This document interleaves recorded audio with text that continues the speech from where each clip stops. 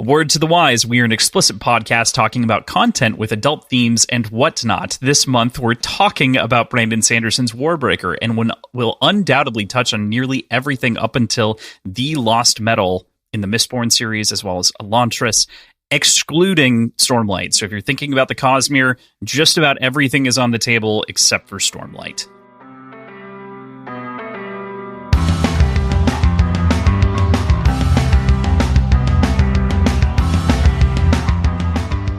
Welcome to Words and Whiskey Short Pours, a monthly-ish podcast where we have a fun time discussing fictional worlds and the people that create them, all while boozing just a little bit. My name is Kross. My name is PJ. And we are here today to talk about not the first entry, to talk about my favorite entry in the Cosmere. And Brandon, this is Brandon. Oh my fucking God. All right, real quick, 1 second. Jesus Christ. No, just plow through. You got this. I'm just going to repeat. Okay. And we are here today to talk about the first entry. Nope. And we are here today. I literally I don't know why I wrote first. I didn't do I don't know. It's in the notes. All right. And we are here today to talk about my favorite entry in the Cosmere, Brandon Sanderson's Warbreaker. So we're here, both Crosslin and I, but we also have a special guest with us today. Your friend and mine, Ziva AKA Windpunner on Instagram. Hey, Ziva, everyone. say hello. So excited to be here. Warbreaker is, sometimes it's my favorite book. Sometimes it varies day by day, but it's up there. I love Warbreaker. So I'm looking forward to discussing it. Yeah, it's exciting. So before we talk about the book and what we're drinking, I'd love to hear just this kind of a general question to give some people some introduction. Obviously, you're on Instagram. You run a wonderful meme page, but I wanted to ask what your first entry point was to the Cosmere and what you read first. Okay. So my friend actually introduced me to the Cosmere. She gave me Mistborn. And at the time, I just couldn't get into it. I think it was just maybe the darker vibes. I wasn't really feeling it. I'm more of a mood reader. So it just wasn't doing it for me. So I set it aside. And then shortly after, I think she wasn't done trying to force Brandon Sanderson on me yet. So she gave me The Way of Kings, which is the first Stormlight book. And I absolutely loved it. I think it has a bit more of as much as it has a lot of dark moments, it has a bit more of an optimistic feel, especially at the start. Like, it reminds me of like a lot of classic fantasy. It has a lot of those elements. So I think it was easier for me to get into. And even though at the beginning it was a little overwhelming, I got into it, and then the rest is history. I just read everything. Yeah, I feel like that probably says a good thing about yourself if you're a mood reader and couldn't get into Mistborn, because that is a deep, dark hole sometimes. Yeah. So that makes sense. It has its lighter moments, but it can be just even just the atmosphere can be very dark. Mm-hmm. Most definitely. Okay, well, I figured that's a good intro, just to let people know a little bit about what you're doing. And we're recording this, of course, during the holiday season, so we've got a lot of festive drinks to talk about. Kind of, maybe, we'll see. PJ, what are you drinking tonight? I am drinking a rosemary gin fizz.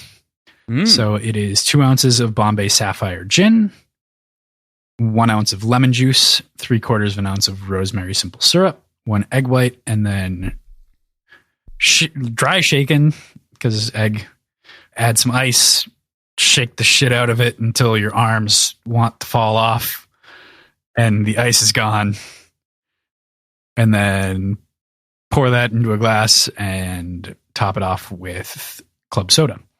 No cream? No cream in this one. Yeah. Okay. So I think that comes with specifically the Ramos gin fizz. Yeah, a lot of gin fizzes do imitate that, though, regardless of some other flavors and profiles. Just a little bit of that cream to give it the bigger head on it. But, yeah. This one definitely I could have done a little bit differently, and truly, this was half an egg white because I made 2 of them and just used 1 egg for Kaylin and I. Bombay Sapphire was a choice because I had it. There's nothing specific about that. That's valid. I don't know why I wrote it in the recipe, but who wants to go next? Let's go to Ziva. Yeah. Okay. Oh, I am going with a mocktail today. I always go with mocktail because I don't really drink alcohol. So I'm calling it the Halandran Sunset. It's a pretty standard mocktail. I've got some grenadine, which I had to make myself because I couldn't find any. So I did that. And then some orange juice, lemon juice, and I wanted to find something like vaguely yellowish to make the sunset effect. So I found this like citrus vitamin water and kind of made a little bit of a layered look. And yeah, because, Halandran, we're going to get into it, but it's a very tropical place. So I thought, the vibes. The vibes. So with that, I think that's a great idea. Yeah, that sounds awesome. Thanks. And it looks great too. Homemade grenadine is the only way to go. Okay, it's good so to know. much better. It's so much better than the store-bought stuff. Yeah, I don't remember. I feel like we went on a rant at this very early on, maybe in like a Morningstar episode or something like that, about the differences between homemade grenadine and like store-bought Rose's grenadine, and cannot speak enough to just make your own grenadine and make it shelf stable and then call it a day and like make it once every 6 months or however often. Because it's so much better and it actually tastes a little bit like pomegranate and not just sugary death. So yeah, could not encourage more. That's great. I love that you made your own grenadine too. It's awesome. Thank you. I've learned a lot from you guys. Woohoo! So. And it's always good to have mocktail representation on. We haven't done we did a couple back in June and July. We took one Dry month July off as well. Yeah, we took Yes. Dry July. Yes. And then also, did we do February last year? At the beginning of February, end of January, something like that. We had a Done stretch. a couple little stretches. Yeah, in there. But every once in a while, we try to throw them in. So always appreciate it. Love a good mocktail recipe. Cool. All right. Well, I today am having... It's effectively kind of a spin on an old fashioned, but with rum, basically. So the recipe itself is 1.5 ounces of plantation rum, 1/2 ounce of a white rum, and then I used a ginger simple syrup to give it a little bit of kind of that spice backbone to it and reinforce some of those things, and then 1/4 ounce of Campari for bitters. It wasn't actually bitter enough, and so I threw in a couple of dashes of Angostura between, our Devil's Cut and Now, because I just wanted to try it, and it definitely needed the bitters. So I would recommend you could pull out the Campari. That was kind of an ad because I thought it would work instead of the bitters, and it just didn't quite work the way that I wanted it to. But this is, for the most part, outside of that Campari sub, a recipe from our buddy Josh, who is also one of the players in Tales of Kana. So one of our buddies sent it to me. I also put some nutmeg on top because, of course, you gotta get a little bit. Almost like an old fashioned. Yeah. Like I say like a rum old fashioned? I thought I said that on top. You said old fashioned. Oh, did you? Yeah. Okay. Yeah. It's like a rum old fashioned, listen to you. basically. It's okay. I deserve that. But yeah, basically, rum old fashioned, super good. I subbed out the Campari for the rye that he had on it. So he put just 1/4 ounce of rye just to give it like a little bit of an herbaceous note through. But I was out of rye because before I was dog sitting this past week, I finished the little bit of rye that I had left making one of these before. So I didn't realize it was out until I went to make the cocktail, a little bit ago. So PJ, do you have a follow-up beer? I do. I forgot to mention it. It is called too. Bottomless from Black Stag. It has been sitting in my fridge for way too long. So it is a mimosa sour. Oh, that sounds fun. Sort of an orange sour. Is it good? Yeah, Have you opened it it's yet? not bad. It definitely leans more into the sour than the sweet, like a lot of Black Stacks do. And I've been kind of on a sort of funky sour kick lately.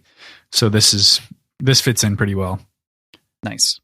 I bought some sours for my brother for Christmas. He's not going to hear this until after Christmas anyway, if he hears this ever. But yeah, he's gonna get those, and we're gonna drink them. That's the plan. I'm following mine up with the final of the pack that I had of Souls for Sale from Edward Teach. That episode comes out on Thursday or last week, depending on the time travel with this episode that you are listening to it or the portal through which you are viewing this. Very good beer from Edward Teach. They make great stuff. Hazy IPA. So Very nice. cool. All right. With that, enough about the drinks. Let's talk about the book. Getting into this here, I want to kick it to PJ first, and then we'll go to Ziva. But what are your overall thoughts on this book?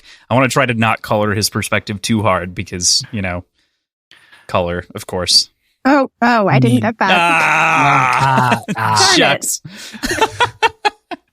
So I think I called you. I've talked about this a couple different times within the Discord and with you on the phone and just like talking to you idly.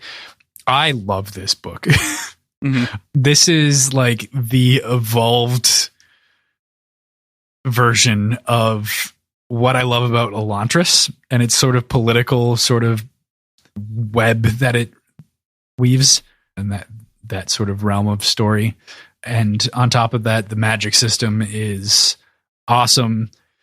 I think I would have criticized it as being much more soft had I not already read The Bands of Mourning, truly, and understanding sort of identity and intention and things like that, and how that actually weaves into the magic system itself.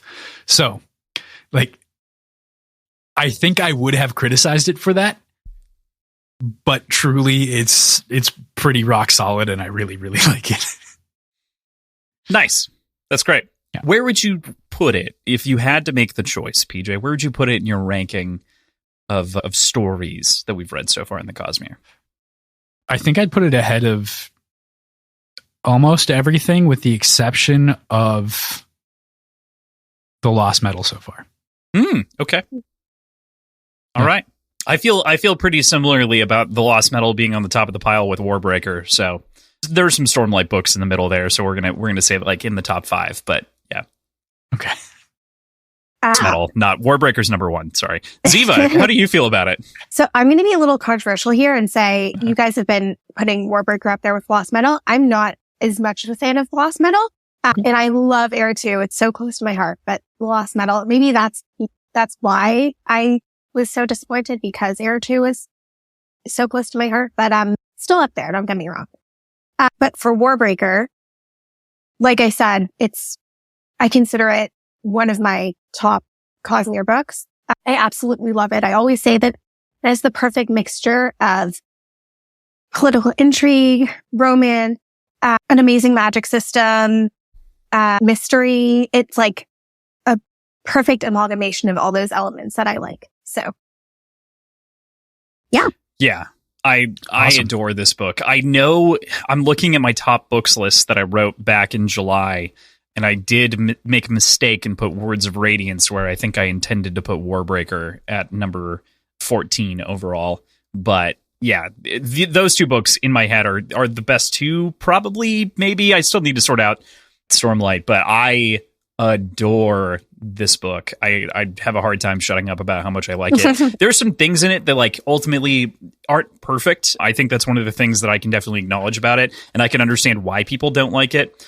But like I just don't agree. That's okay. And there's some things that, don't work perfectly, but I'm like, all of the rest of it easily makes up for that. So, yeah. Mm-hmm. Cool. All right. So getting into it here, just in case you didn't know, or in case you need a refresher on this, as we do in Short Pours, here's your book summary.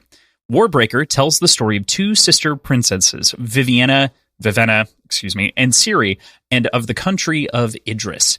Vivenna has been raised her entire life to marry the god king of the rival nation of Hallandren, in the hopes that this marriage will forestall Hallandren's invasion of Idris, which they have been threatening for years. For reasons of political expediency, as well as the personal preferences of the king of Idris, Ciri is sent unprepared in Vivenna's stead.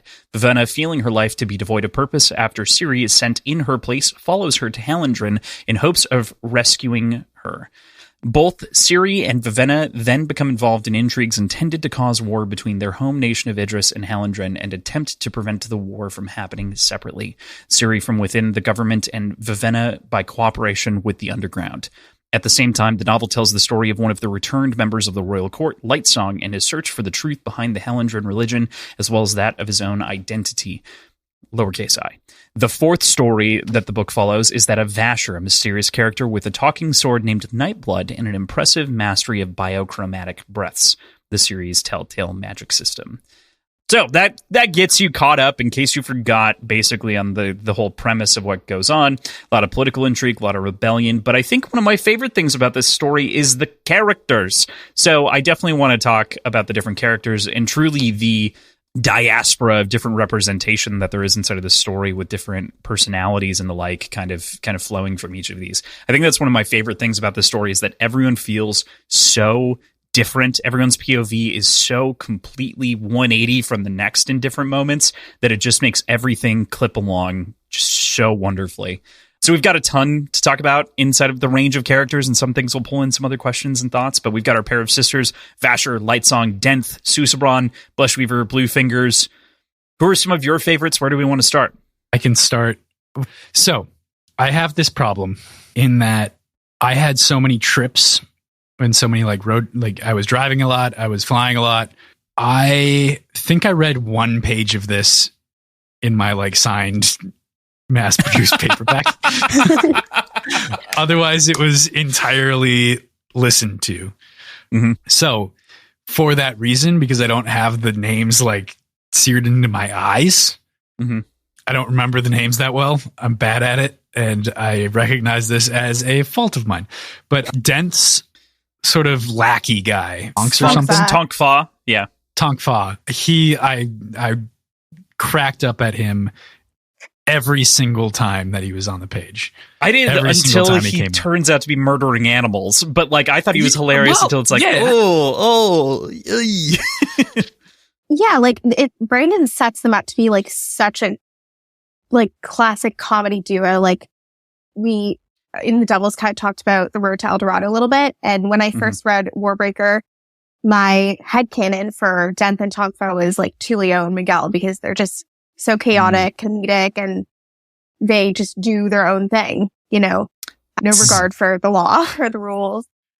See, for me, Denth was always Inigo Montoya. In my head, Denth is Inigo Montoya, and Tonkfa is the big guy. What's his name? Andre the Giant, or yes, Fezzik. I mean, it is Andre the Giant, but Fezzik is the character's name. No, Fezzik is the little guy, right? Isn't it? Isn't he the... I think Fezzik is or is the... it Fezzik? No, I think giant. Fezzik is the giant. I think you're right. Yeah. But yeah, so I instantly gravitated towards them, and it's just this well that you're pulled into of much better executed comedy. And I know this is a little bit metatextual, but Brandon talks about Denth as this opposite to Kelsier in general, being he basically has the exact same plot line if you look at him, under too fine of a microscope, but he's an antagonist instead. And I think that's fascinating, and I infinitely prefer Denth to Kelsier. Infinitely. Wow. Okay, that's a hot take. I think he's way funnier. He's way funnier. And he's the entire mercenary attitude. He just feels like a better built character than Kelsier does at the get-go in Mistborn. Secret History does, it's still a character, I guess, but we know how I feel about that. I don't need to bring that up. That's trauma. We'll talk about that in therapy. No, I'm with you on Secret History, but don't want to get into it. Yeah. Mm-hmm. But that's Denth and Tonkfa. I also adored them this time. I picked up on that Princess Bride, buddy cop almost humor. And mercenaries just always hold a sweet spot in my storytelling heart. I love a good mercenary, so it hit right, especially in this reread. Yeah, I think Nightblood fits in towards the top for me as well, especially when he starts interacting with Vivenna. Mm-hmm. Just such an intriguing character. Sword character. And Ciri, Ciri is so well done. Yeah, we love her. Mm-hmm. We do. We love Ciri in this household. We were going to bash you with the keyboards if you didn't, so the threat was very real. What specifically do you like about her? Oh, asking me about specifics and stuff. Yes. PJ, welcome to our podcast. No. Oh, no. Isn't it so fun? I mean, she is smart and cunning, and you see such a tangible evolution from this content with being unimportant to incredibly important character, and she fits into it so well, and she you don't get the same sort of internal struggle that you get with Vin, for example. She's just adaptable, and Like, there's a little bit of sort of a learning curve, but it's not like she's constantly trying to figure out exactly who she is and where she fits in. She's just pretty rock solid and knows what to do. Yeah, like I think she's, especially if you contrast her with Vivenna, I think she's very comfortable with herself. And that's why, you know, it was a lot easier for her to adjust to life in Halandren, even though, you know, all the external things were a little bit confusing, and the way, like the religion and how they, you know, treated their gods and everything. But internally, I think she knew who she was, and that's why she was so flexible and able to adapt. Whereas Vivenna had that insecurity because her whole life, she thought, okay, I'm supposed to have this role. This is who I am. And then the moment that got destabilized, she completely had to find her sense of self again. I'm so with that. I think one of the things that I feel like I understand why people critique it and why people don't like. I think a lot of people are like, I just don't like this book because of Vivenna's perspective. And I have to I just grimace every time I hear that, because I think that is exactly what you're breaking down. It's not as though she was brainwashed, but it's as close as you can be to volunteering to be brainwashed in a certain direction and being raised to do exactly one thing. And then, you know, having that part of your lowercase I identity shattered to form yourself into something new and use that lesson. It's the definition of book smarts versus street smarts in book format. And that ability to adapt. I mean, not quite, but you kind of understand what I'm going for.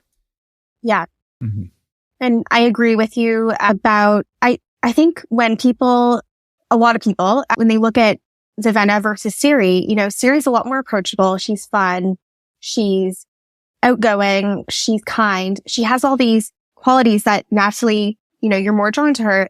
Vivenna is a little bit harder to like because, you know, especially in the beginning, she can be quite judgmental and arrogant. But I think what makes Vivenna such a powerful and compelling character is how her views evolve over the course of the book. I mean, I think this is what Warbreaker is really about. We start with all these assumptions and everyone has this idea of how things are supposed to work. And then that gets upended for every single character, I think. But especially Vivenna, seeing her evolution and coming to understand herself and rebuild her identity after feeling so purposeless, I think I just have always loved her as a character. Yeah. Mm-hmm. I feel like we also have to talk about Vasher in relation to Vivenna as well, because they're both kind of a similar cloth, to say the least. I mean, that's why I think that in the end, in the back half of the story, they mesh so well together, is because they are of a similar mind to a lot of things. Vasher has moved past that stage of his life, it feels like. But what do we think about Vasher? Or Warbreaker, depending on what name you want to give him.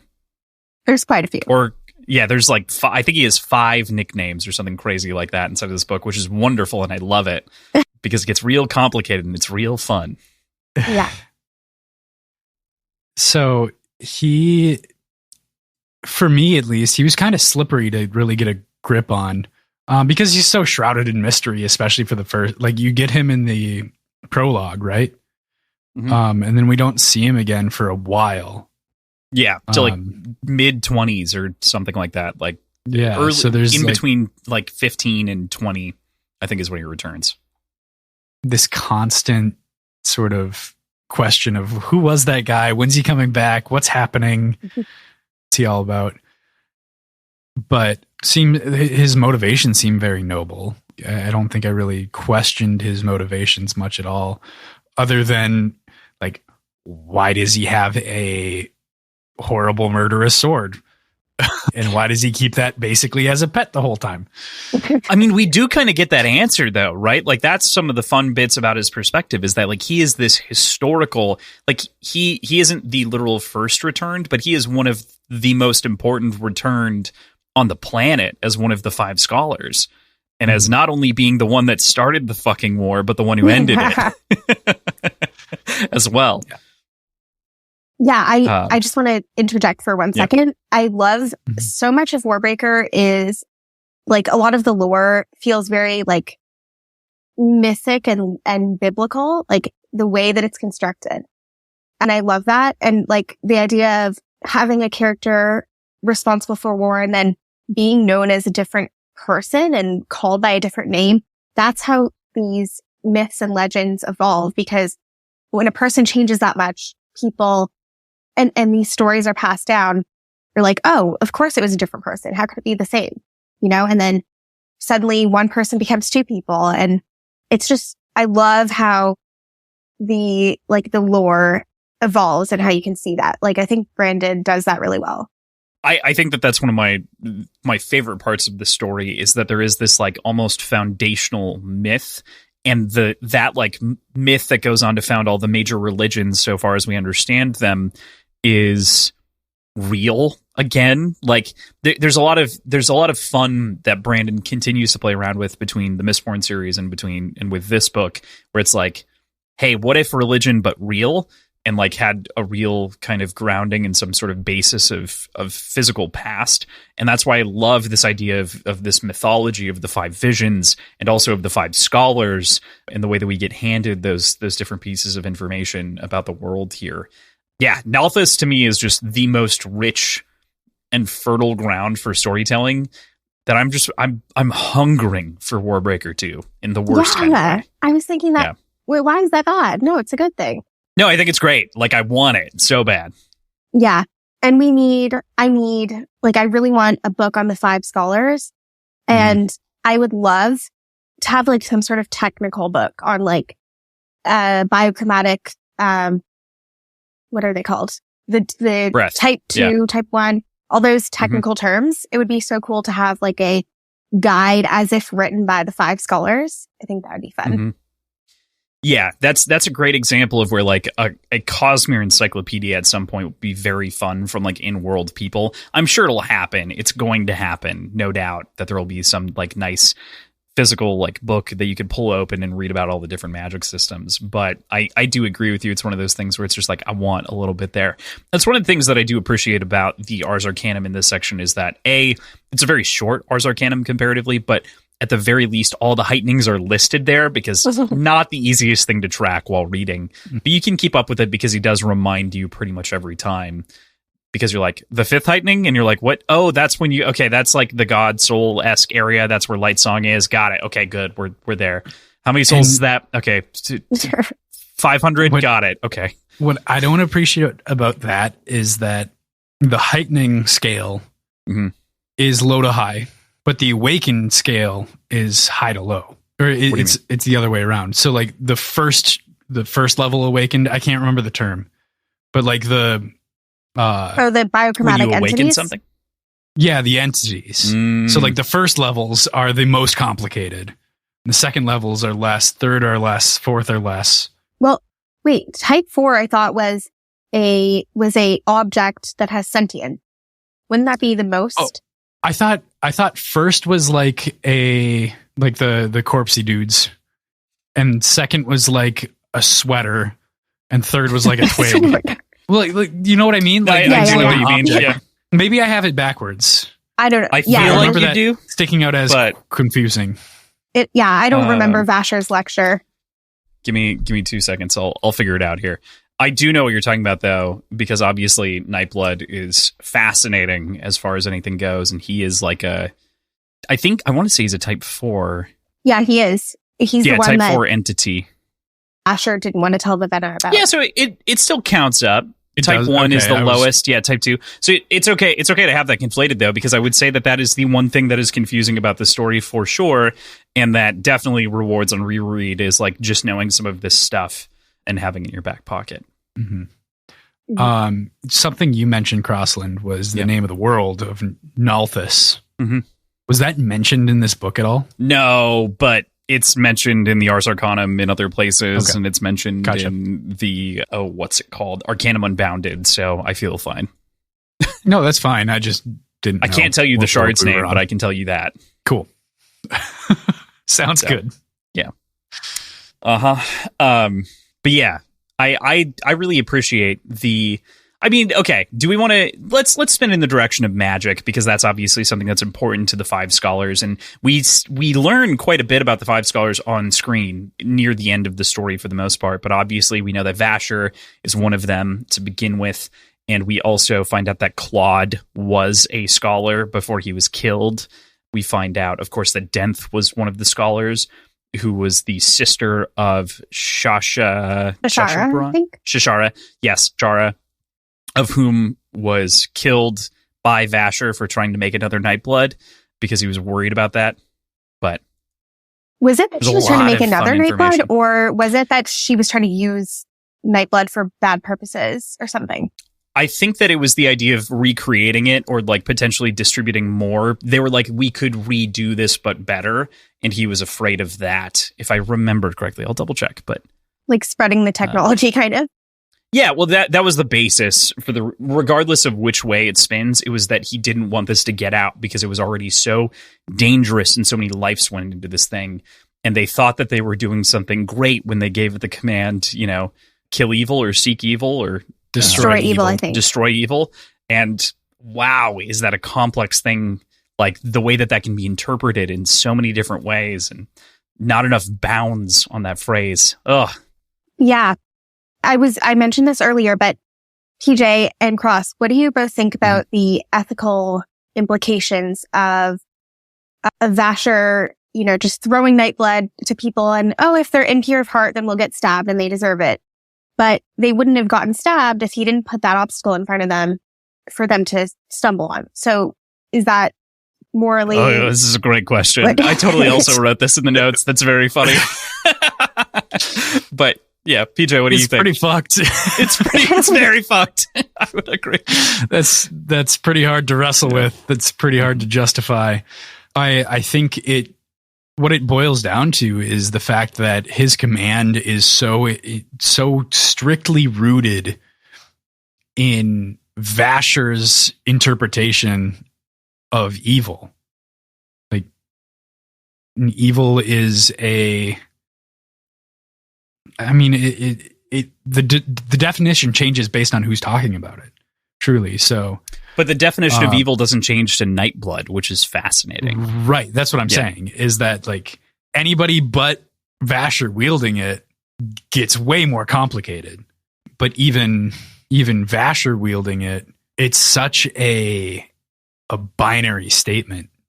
It's such a black and white like thing that he has in front of him that he wouldn't necessarily act upon, like tiny bits of evil, but it's there. So let's go. Like, did we ever talk about what would happen? Did they talk about it in the book? What would happen if Vasher did something that he himself would perceive as evil? That's what I was just thinking. Like, so a lot of this is to say that like the ability to resist Nightblood appears to be directly tied to someone's will to resist and like their capability of pushing against that, which might have something to do with the nature of how invested they are. That's my first and foremost thought, is like their ability to push back has got to be in some way relation. Nightblood, PJ, you've been introduced to the most complex question in the entire Cosmere. Nightblood is like a problem to some degree because of a lot of the ways that he interacts with things and how this works, because he appears to feed off of investiture, and that leads to a lot of crazy questions about how exactly a lot of this works, and begins to unpack the math behind different investitures. So that's gotta be like, he's fascinating. It's tons of fun. Just thinking about that has to make Branderson sweat a little bit. Could be why he's avoiding the next book, you know? Could Maybe. be. Like, I don't want to quantify that. What if he just doesn't include Nightblood in the next book? Well, that's funny. Yeah. Should I? Is it? No, don't. Don't? Okay. Just ignore that. Uh-huh. Okay. But I hit on something. Next book. What next book? There's no next book. I don't know what you're talking about.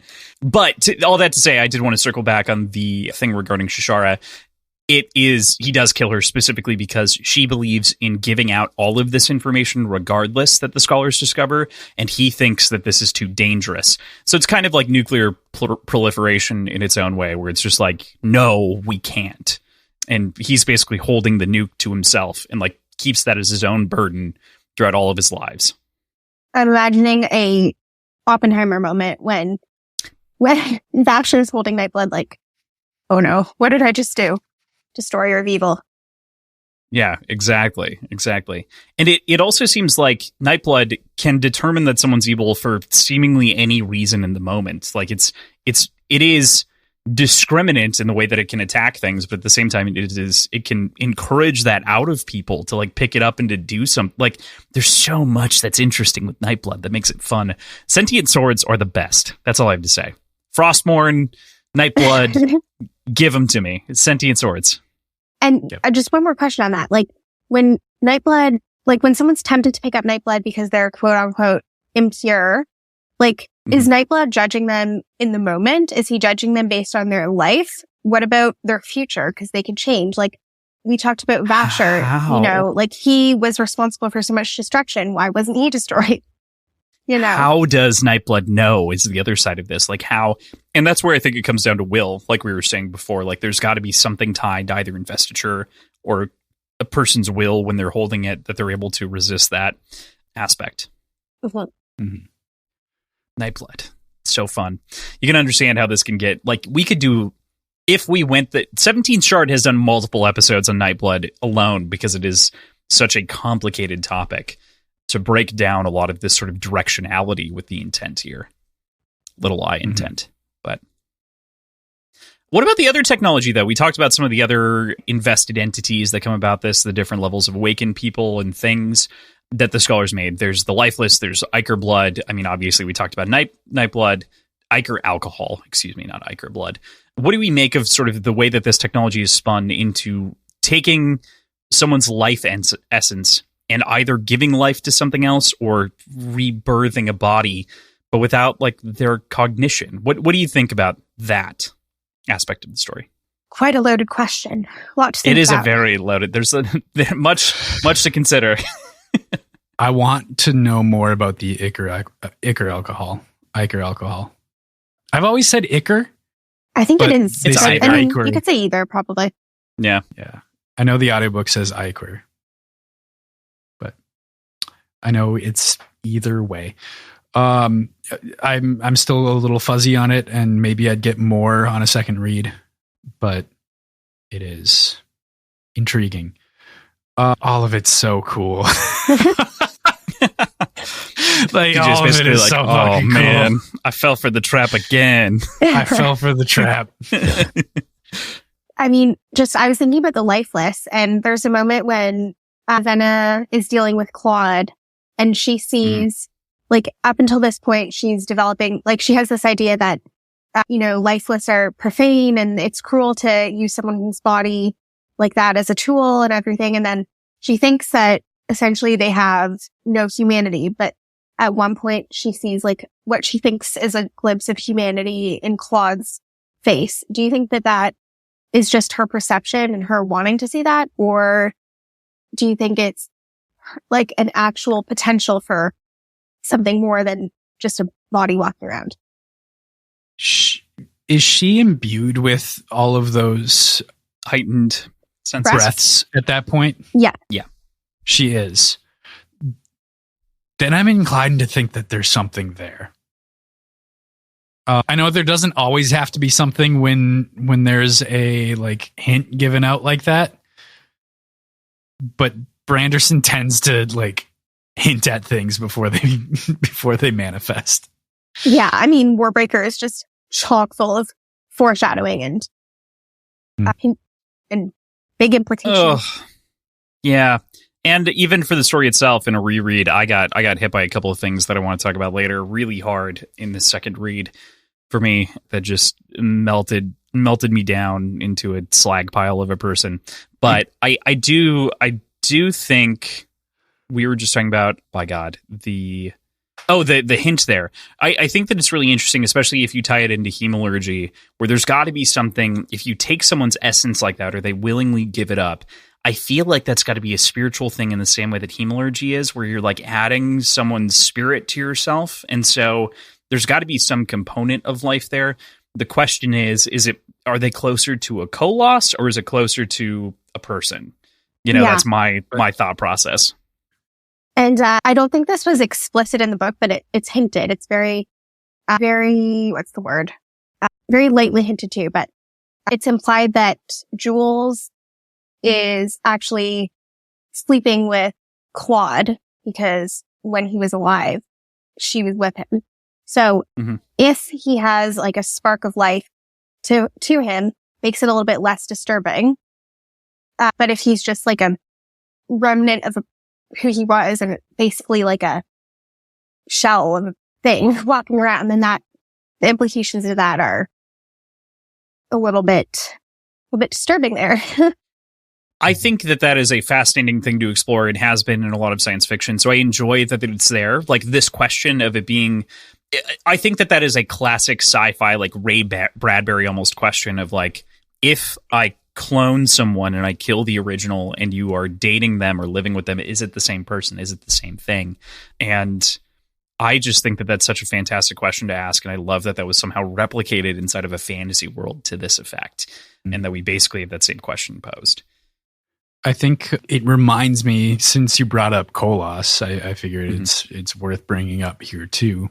It reminds me almost of Human and how like that little shred of humanity starts to kind of shine through, even though it's not supposed to, because of degradation of the actual magic system and the way that they're using it.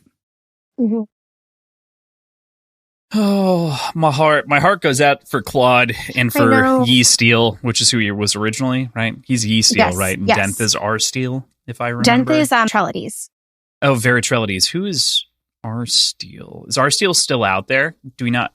I think is R Steel the one that we don't know? Yeah, I think you're right. I think we don't know him. There was Vasher, Shashara, Yes Steel, R Steel, and Veritrellides. Okay, sorry, I did that wrong. R Steel is Claude. Yi Steel is the one that we don't know. I just flipped the names, but it's really easy because of the names. But you're right on everything else. I just flipped them.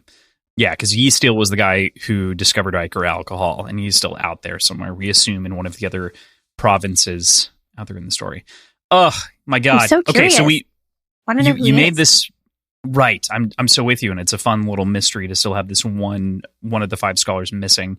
Not only that, but with us knowing that Returned exists to begin with, could Shashara be out there potentially? Like, is there the potential for her to be returned out there? So Vasher could make good with that past before, heading into some kind of hermitage, I'm sure, or something like that.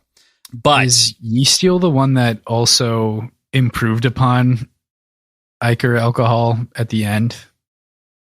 No, Yi still didn't show up in this book at all. He's just mentioned. Well, but there's somebody that mentions that there's like an improved version of Iker alcohol that's being used now. I don't remember. Shashara was the one who discovered that you could bring a lifeless back with a single breath, versus before I think it took 50 or something like that, so it was ineffective. Yeah, I mean, just thinking about that. I also don't remember, and I reread the whole book in the last 36 hours. That's probably why. I can't remember if it's in the epilogue or before that, but double check real quick. Thankfully, I have all of this at my fingertips. While you're looking at, never mind. Go ahead. No. Fire away. You go first. I was going to also transition. Okay. Yeah, I was just thinking that talking about Iker alcohol and bringing lifeless back with one breath, like it feels, despite it being a magic system, it feels like a very strong parallel to how like science evolves in our world, right? Like very much so, which is really interesting. Like, discovering more efficient ways to do things, like saying, oh, it doesn't require this much energy. We can actually do it with much less energy. And like the 5 scholars feel despite having this like ancient kind of aura around them, they feel very like progressive and modern, like scientists, which I like. Yeah, and I think that's the benefit of having such a hard magic system, because the characters themselves have have a unique physics system that they're working within. They don't see it necessarily as magic. They have these rules that they're discovering and working within. And it's just more than what we have here. So we get into that quite a bit in the last episode that hasn't come out yet in yes, The Lost Metal. I was thinking that. But T-minus kind of reminds me of that. 13 hours. Yeah. I think okay, that so makes sense, though. I did want to clarify. Yeastiel did invent Iker alcohol, and then he also invented a better version. So he refined it in the end. So it was both at the beginning and at the end. So by the time it was there. Thinking about, like, PJ, you saying that thing recontextualized a whole character's POV in Stormlight Archive for me and flipped them on their head to think about them like Isaac Newton. And I think all of a sudden I appreciate it so much more than I did before, because that is a very boring thing to have in a book, but can be, like, is so foundationally exciting. PJ, you're going to be ecstatic. I might have to reapproach this. Yeah, I might have to reapproach this as the way that I think about it, but we'll see when we get there. I don't like that just happened, but it did. Nonetheless, I totally agree with you. I think that is one of the fun things, is when your characters are able to actually, it's what makes it feel real, as opposed to just a tool to get things done. Is if your characters actually need to invest themselves into, like, figuring it out and discovering in some way, shape, or form, it makes it feel tangible. And to have this relationship with breaths to begin with, as well as the scientific process from Vasher and the history therein, it's just so good. It's so good. Yes, agreed. Yeah. So we've talked a lot about the world at large here, which I think is really great, and that's part of the reason that I love the story so much. But I would love to focus in a little bit on some of the different plot elements here. So we haven't talked at all about the returned court and the politics there. So focusing in on Blushweaver and Lightsong, as well as the other sort of relationships that go on within the return court itself. What do you guys make of this sort of, like, immortal god, almost Grecian pantheon portrayal inside of the story? What'd you think? It's first of all very cool, and like I love how effective it was to build up these importances, but I felt kind of lost as far as the scale of importance goes, because of the sort of the God King's absence in actual, like, presence, you know? But it seemed like he was gone for 50 years, you know? Like, it was like he wasn't really... It's as though Zeus was muted, right? And, like, everyone else is kind of squabbling underneath him. Exactly. Yeah. And, like, it's a very strange dynamic. It's fair. And, like, I didn't quite feel the weight of it for most of the story. Sure. Ziva, did you have thoughts there? Oh, yeah. I was just, like, when you said Grecian pantheon, it made me think of, I think Lightsong at one point is referring to some of the other gods, and he's saying, oh, one of them is wearing a wrap that only goes over one shoulder in the style of ancient returned or something like that, or ancient gods. And I love seeing these parallels to, like, real world myths and history. And I thought that was a nice nod to, you know, Greek and Roman dress. I think that's what it was going for. And I think that pantheon, like the Greek pantheon in particular, is known for the most part for, like, its brutality on one side, its, like, willingness to sleep with mortals and, like, maybe kill your kids because, like, you shouldn't have done that, and sort of the infidelity there, but also, like, just the general frivolity of the court. And, like, you really feel that in a way that feels very Grecian inside of the story, especially also with the environment and the temperature of the place. It feels very Mediterranean, if not Greek, on the whole. At the very least, that's the environment that I get. I know that it's a little bit more tropical than that, but it still feels like it brings in a lot of those elements. Yeah, for sure. I agree. And I just love all the scenes between the gods. Like, the Lightsong and Blushweaver scenes are absolute gold. Their dynamic is amazing. And, like, if you look at it, you might think, oh, it's, you know, it's pretty superficial. They're just bantering, but it's so much more than that. Blushweaver really likes Lightsong, and Lightsong is oblivious. I know. It hurts me. It hurts me. I don't think he's oblivious. He's actively not going with it, which is really interesting. He is choosing not to pursue it, which is its own thing. I definitely want to talk about the romance in this book in general, but I don't want to go there right away. But because it's missing from every other book up until this point for the most part. So thank God. We're romance it actually feels real here. Thank you. I know. You've proven that you can do it. Why didn't you do it? It's kind of my issue here.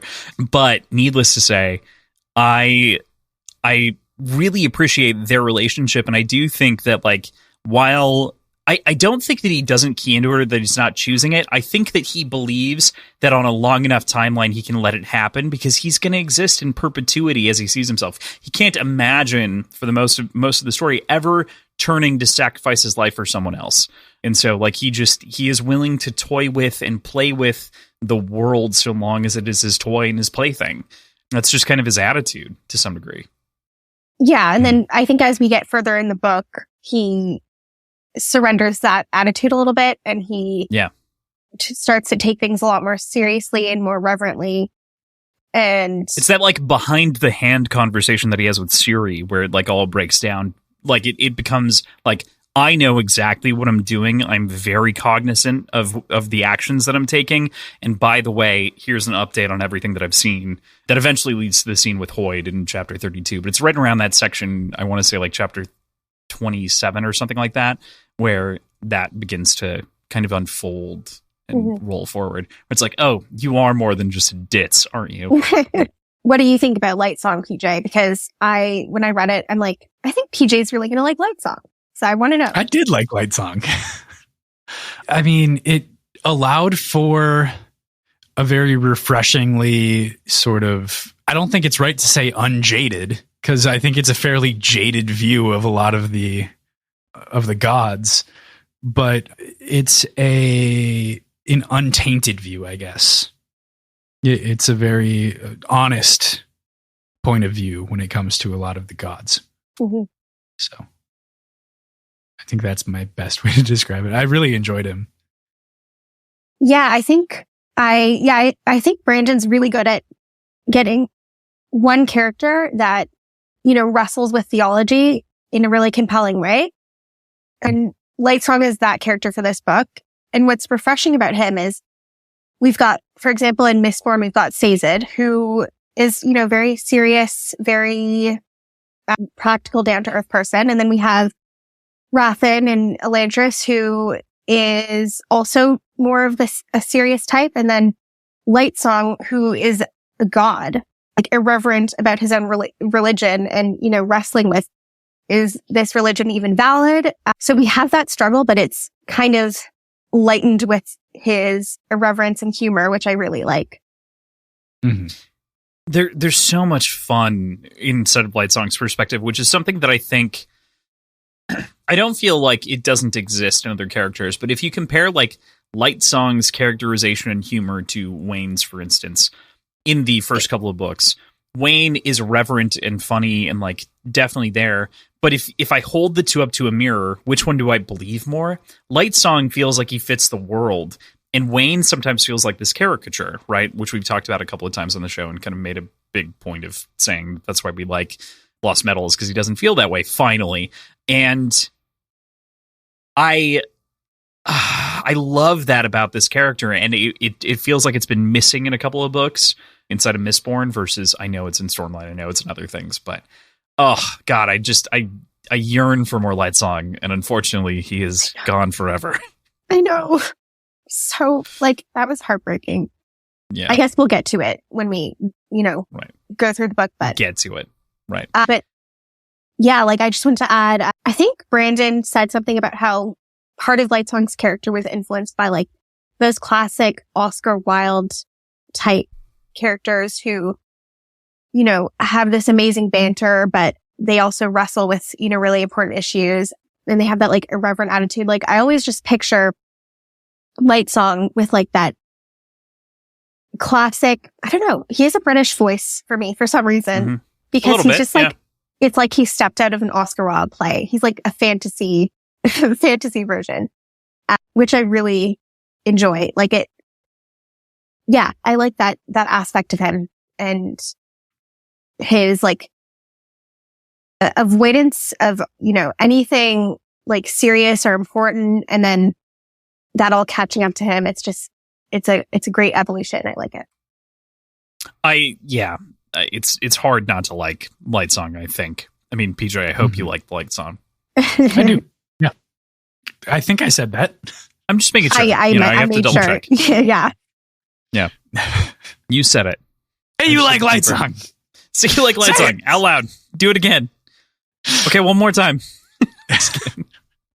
God, I have so much adoration for the story in so many different ways, so it's so hard to like try to focus in on what particular thing we should talk about, which is also why we haven't been talking so much about the plot. So maybe it makes sense to focus back on some of that elements. And I think one way to do that is a character that we haven't talked a whole lot about, and that's going to be Ciri and Susebron's kind of plot lines inside the story, which are so important to the core of the story and are excellent. I think one of the fun things to talk about the production of this book is that it was released for free as like weekly chapters effectively, and it's been revised the most out of any of Brandon's books, which is fun because you can actually version track it all on his website, so you can actually see the editing process and how things changed over time, which is fascinating.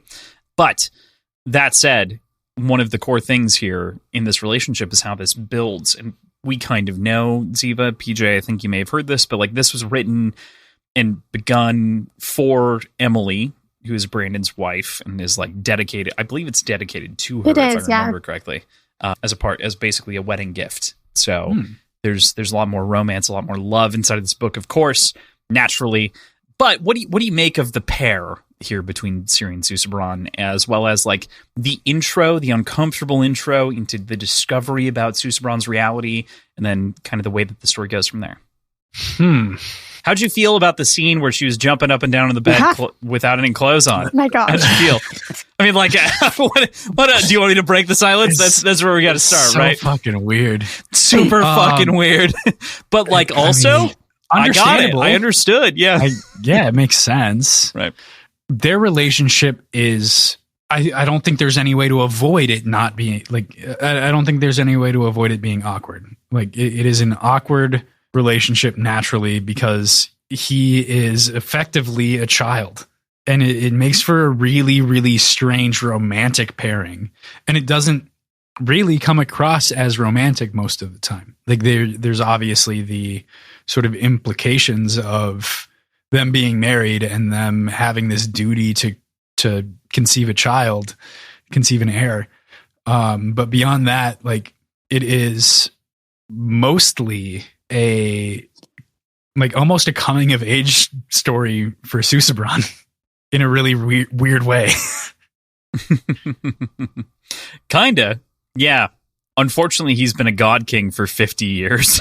So like it's been a bit, but he's been a kid forever. I mean, and that's, to that point, fascinating. Not that he doesn't have the maturity, as we find out, as he just develops basic language skills. He suddenly is very mature, as I think I would hope would actually happen. I don't hope that we would have a, oh my God, what's the actor, the Encino Man sort of situation from that Brendan Fraser film. Have neither of you seen Encino Man? Did I just like date myself and out myself? God damn it! No, I haven't seen it. It's fine.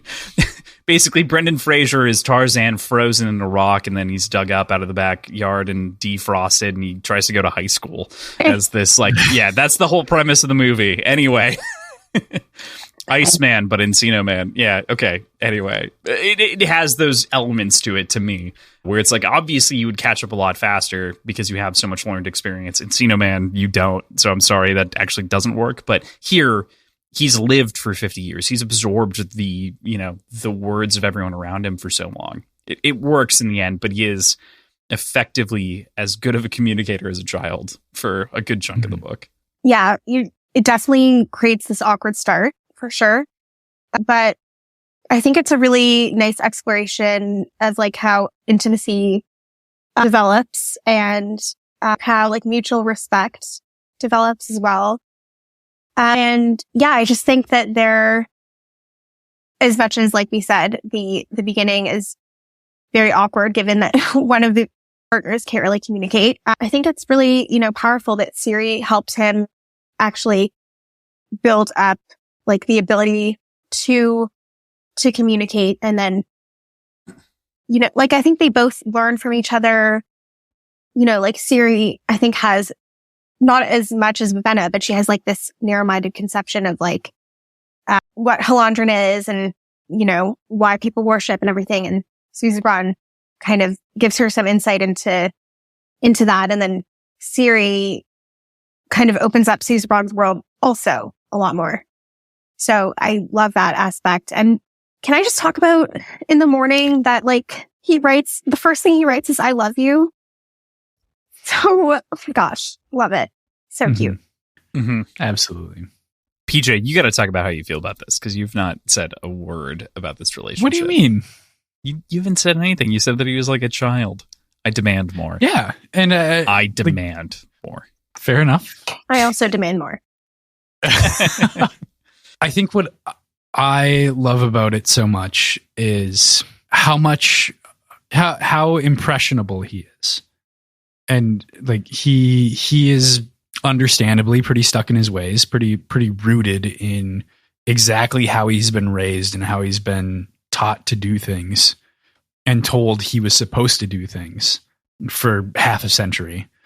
But just being able to chow down and eat 3 pastries with 3 bites, and like there are some very, very cute, wholesome, funny moments between them that are so intimate, and I think probably pretty difficult to capture, but it's really, really well done.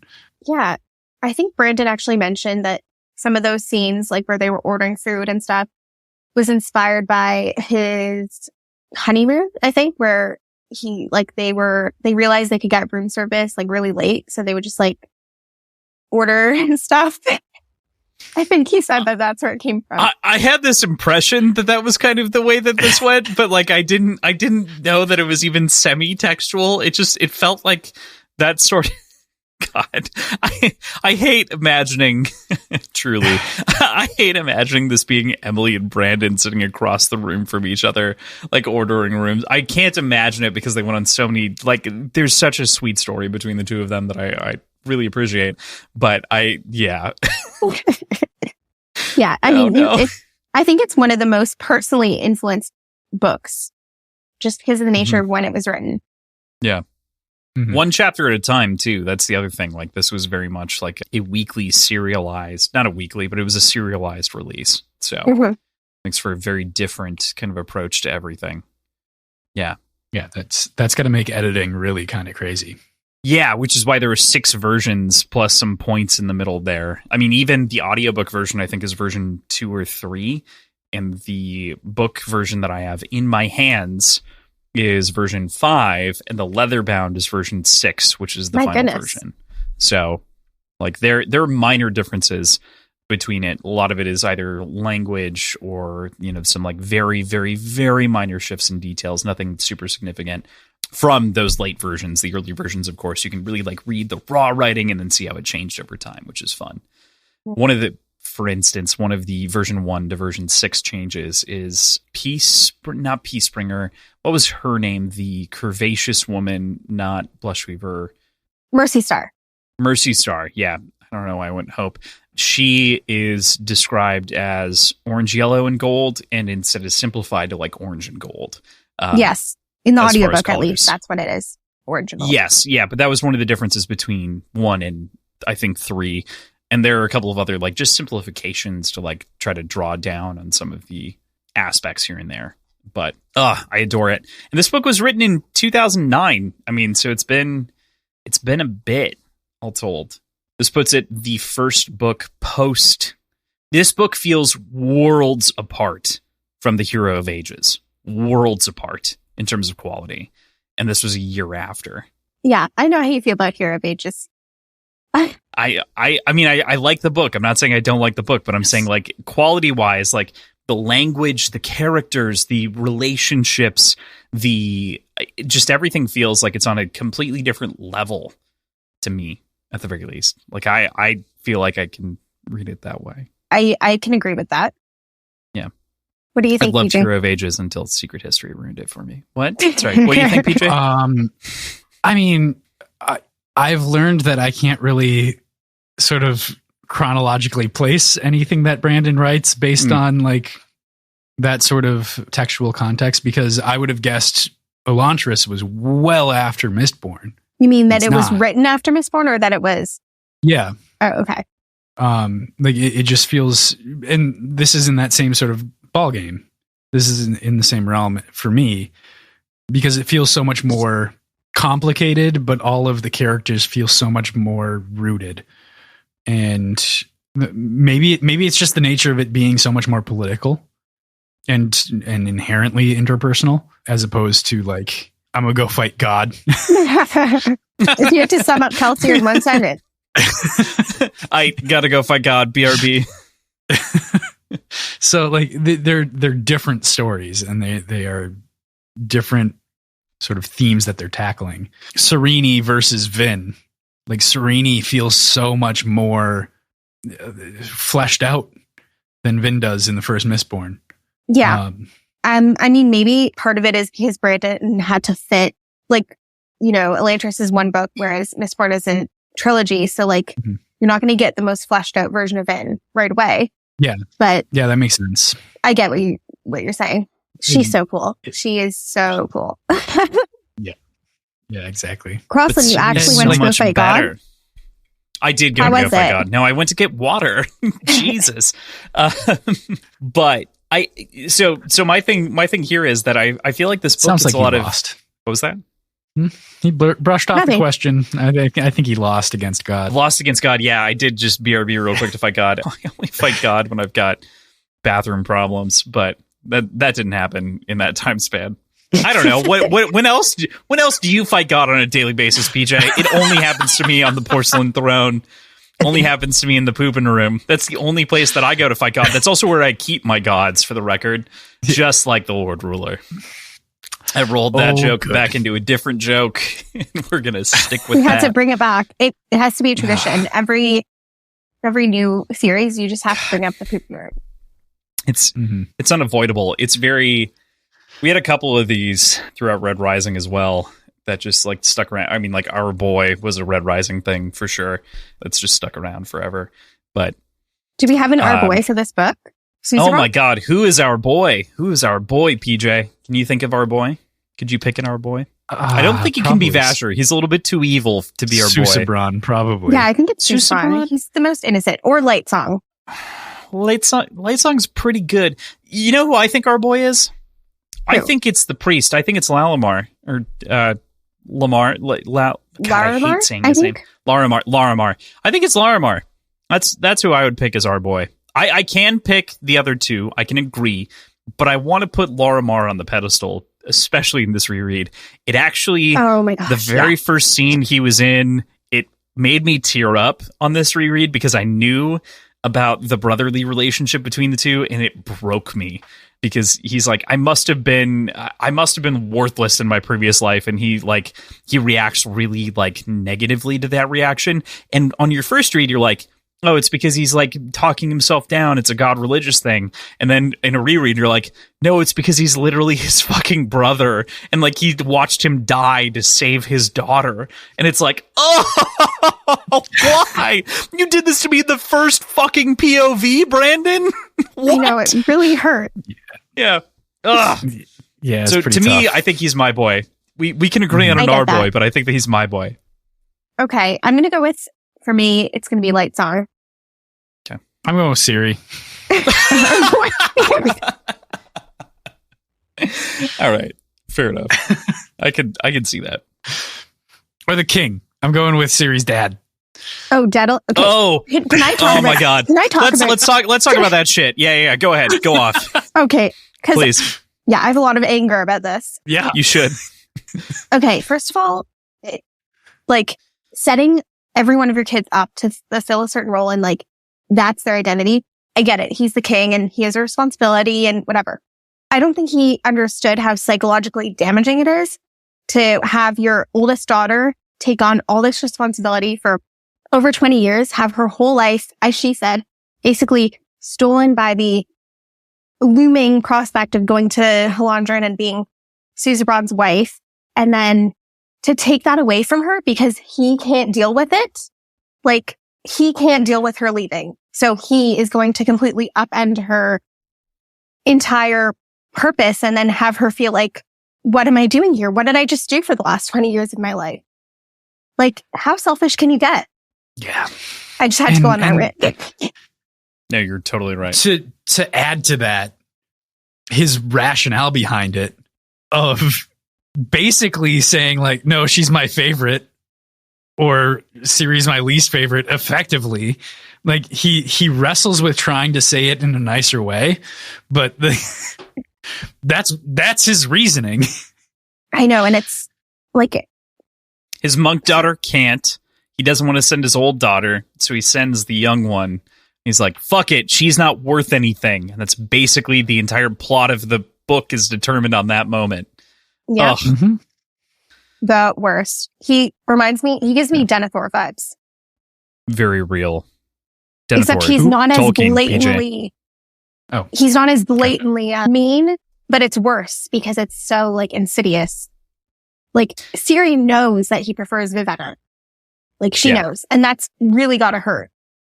Like, as much as she brushes it off and she's so casual about it, like, oh, and the fourth daughter, yeah, I rebel, that's just my thing. No, if you grow up knowing that your dad actively, that you're his least favorite child, that's like psychologically damaging. Mm-hmm. Yeah. Yeah, I would totally agree. I love the Denethor comparison. I just want to, the Tolkien nerd in me wants to clarify that Denethor in the novel is very different than Denethor in the movie, and like they do have different aspects. I would say that this is movie Denethor though to a T. This is that sort of angry dad. A real book Denethor is still kind of a piece of shit, but he's much less of a piece of shit, and he's really kind of holding the throne. He still doesn't want to give up the power, but it's not quite the same sort of game. Yeah, I mean, it's been a while since I read the books. It's a very different thing. I had the movie. Totally in my fair. mind. I'm just, Denethor in particular is one of the few aspects that I thought got done dirty by the Tolkien, or by the adaptation to begin with. But that and our boy Bombadil. Of whom is our he was boy. completely left out. Excised. Yeah, completely excised. What? You mean that random stop in the woods? No, we don't fucking need that. No one needs that. Who needs that? Well, he's kind of the counterpoint to Sauron if you think about it in a long enough time frame. That'd be like if they did a cosmere, if they did like any cosmere adaptation and left out Hoyd. Okay. Sort of. Kind of. I understand what you're going for. It would be, that's the closest comparison for the cosmere, but that I can talk about, actually. There's another one that I can think about that's a little bit more apt, but I can't say. But it's this idea of like flirting with like a major theme throughout everything and then just excising it completely from the adaptation. Hoyd you couldn't remove for plot reasons. He's too integral. But like, it would be like not talk, like you have 16 shards, it would be like not talking about some of them at all. Like it would just be like ignoring someone being like, oh yeah, they died, and that's it, and that's all you'd say. Like that's effectively the way that that's treated with Bombadil. This is what we do. We go off on random weird Lord of the Rings tangents, and that is how this happens. So, but the King of Idris blows. I think it's worth taking a second to talk about the sort of general political makeup of these different countries, as well as obviously the primary group that's the inspiration for the rebellion, the Pankal, of whom are pushing in the end for this rebellion that leads us to the end of the plot. What do you guys make of the Pankal, of the sort of Halandrin versus Idris relationship, and the way that Halandrin has kind of taken over things in time? What do you make of the geographical risk-like warfare of the situation? I get Australia vibes from Idris, if I'm being honest. If we're talking about a risk map. Well, if we're talking about a risk map, they're like, I get 2 people every turn in addition to my normal troops, and I'm going to put them on Indonesia, and no one will invade me until the end of the game when I ultimately lose to whoever owns everything. Yeah. Second We're a place. bit disadvantaged. Yeah. So the Hallandrin and I Idris. keep wanting Idris. to say palindrome, but I know that's wrong. How do you pronounce that? Idris or Ponkal? No. Hello. I Ponkal. think hello. Oh, Ponkal. Ponkal is Okay. 2 words, so that might help you. Ponkal. Okay. Yeah. So most people see them as the same people, right? Correct. Yeah, it's a subsect. They're a state, basically, that was acquired. I mean, it's like Tibet almost. That's a good comparison. I would equate it in North American history to like Native Americans in general. It's sort of like they moved there and they took over the land, and But they just became gotcha. subsumed. Were Ponkal like indigenous to like? Do you think they were? Yes, they were indigenous people. That was Okay, kind of the okay. way that it's described. I can't remember. Okay. That makes Yeah. Okay. Do they have their own government at all? Do they have leadership, or is it entirely sort of fragmented, sort of individual cells operating? So it was during the many war in which they were conquered. So I mean, they were a country. Presently. Oh, presently they don't have their own government. They're just a district. They're a people. They're a culture. Okay. And so it's a culture striking out against a larger repressive religious functioning group. But there has to be a unification for it. Like there has to be some sort of. Well, they have a religion. And they have clothes. They only wear brown. But I don't know if that's them or that's Hallandrin imposing that on them. I mean, I guess it feels more coordinated than It's kind of just cast. Bluefingers kind of acting on his own. Oh, he's definitely not acting on his own. It's definitely very coordinated. Right. So is that through the church, through their religion, or is that? I think it's just a rebellious group within the culture itself. It's meant to be a rebellion on the whole of their society, because it is kind of caste-like. And a lot of this is sort of a general thing for a lot of Warbreaker, but there is sort of a caste breakdown as you think about the people and their different levels of heightenings and the way that they're allowed into different events. And then on top of that, you have the different religions and how they're respected inside of Hallandrin. There's a lot there. Mm-hmm. Ziva? Okay. Oh, I was thinking about, we had Var, who was the rebellion, Yes. or who was the rebel from the prologue, and he was also Ponkal, but it's implied that it was like very like roughshod, like not coordinated very well, just kind of like a haphazard, oh, I'm going to get everyone's breaths and we're going to somehow do this, and then it just fails, So it wasn't very coordinated either. I think they don't really have such a unifying element. It's more like whoever can muster up the most strength in people, they're going to try to take over. Okay. That was a twist, because I mean, it's a people fighting for the rebellion, and this is one of the critiques, is that does kind of come as a shock inside of the story, because we don't have a POV from the Ponkal side for the most part. So it comes as kind of a left field punch, but we do see Bluefinger being very suspicious throughout the entire story, obviously manipulating things in the background, including Siri, to do his bidding. yeah, I just love the concept of him, like a nervous steward with like ink stained fingers, just doing everything behind the scene, but also not like a crafty type of villain, nervous, uncertain, almost like timid kind of mastermind. Reminds me of, oh my gosh, come back to me. I'm trying to think of the author's name. It's so obvious. Rowling's goblins, like the goblins in particular, have a very similar kind of element to them, where they do feel. She has other problems with the goblins, but they do have this sort of same element of like nervousness, but there's almost a pretense to them in a way that reminds me specifically of the way that Bluefingers behaves. Mm-hmm. I can see that, like kind of, like obsequious. I don't know if that's the right word, but like very like, oh, we pay attention to the rules and we do whatever, but there's a sinister element to it. Yeah, there's something else going on there. Yeah.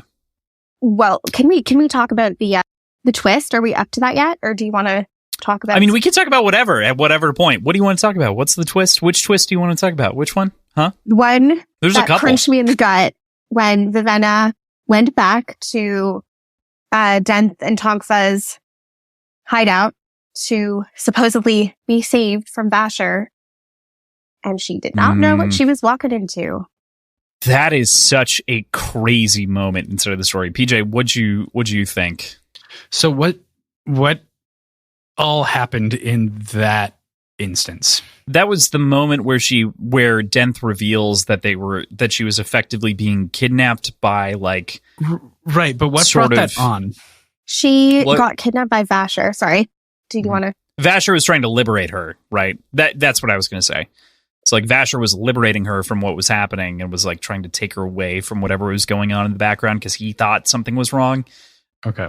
But she thought that she was being abducted. Yeah. That was a wild turn of events. I truly didn't see that coming at all. That was so masterful. The idea of having somebody kidnapped without realizing that they're kidnapped.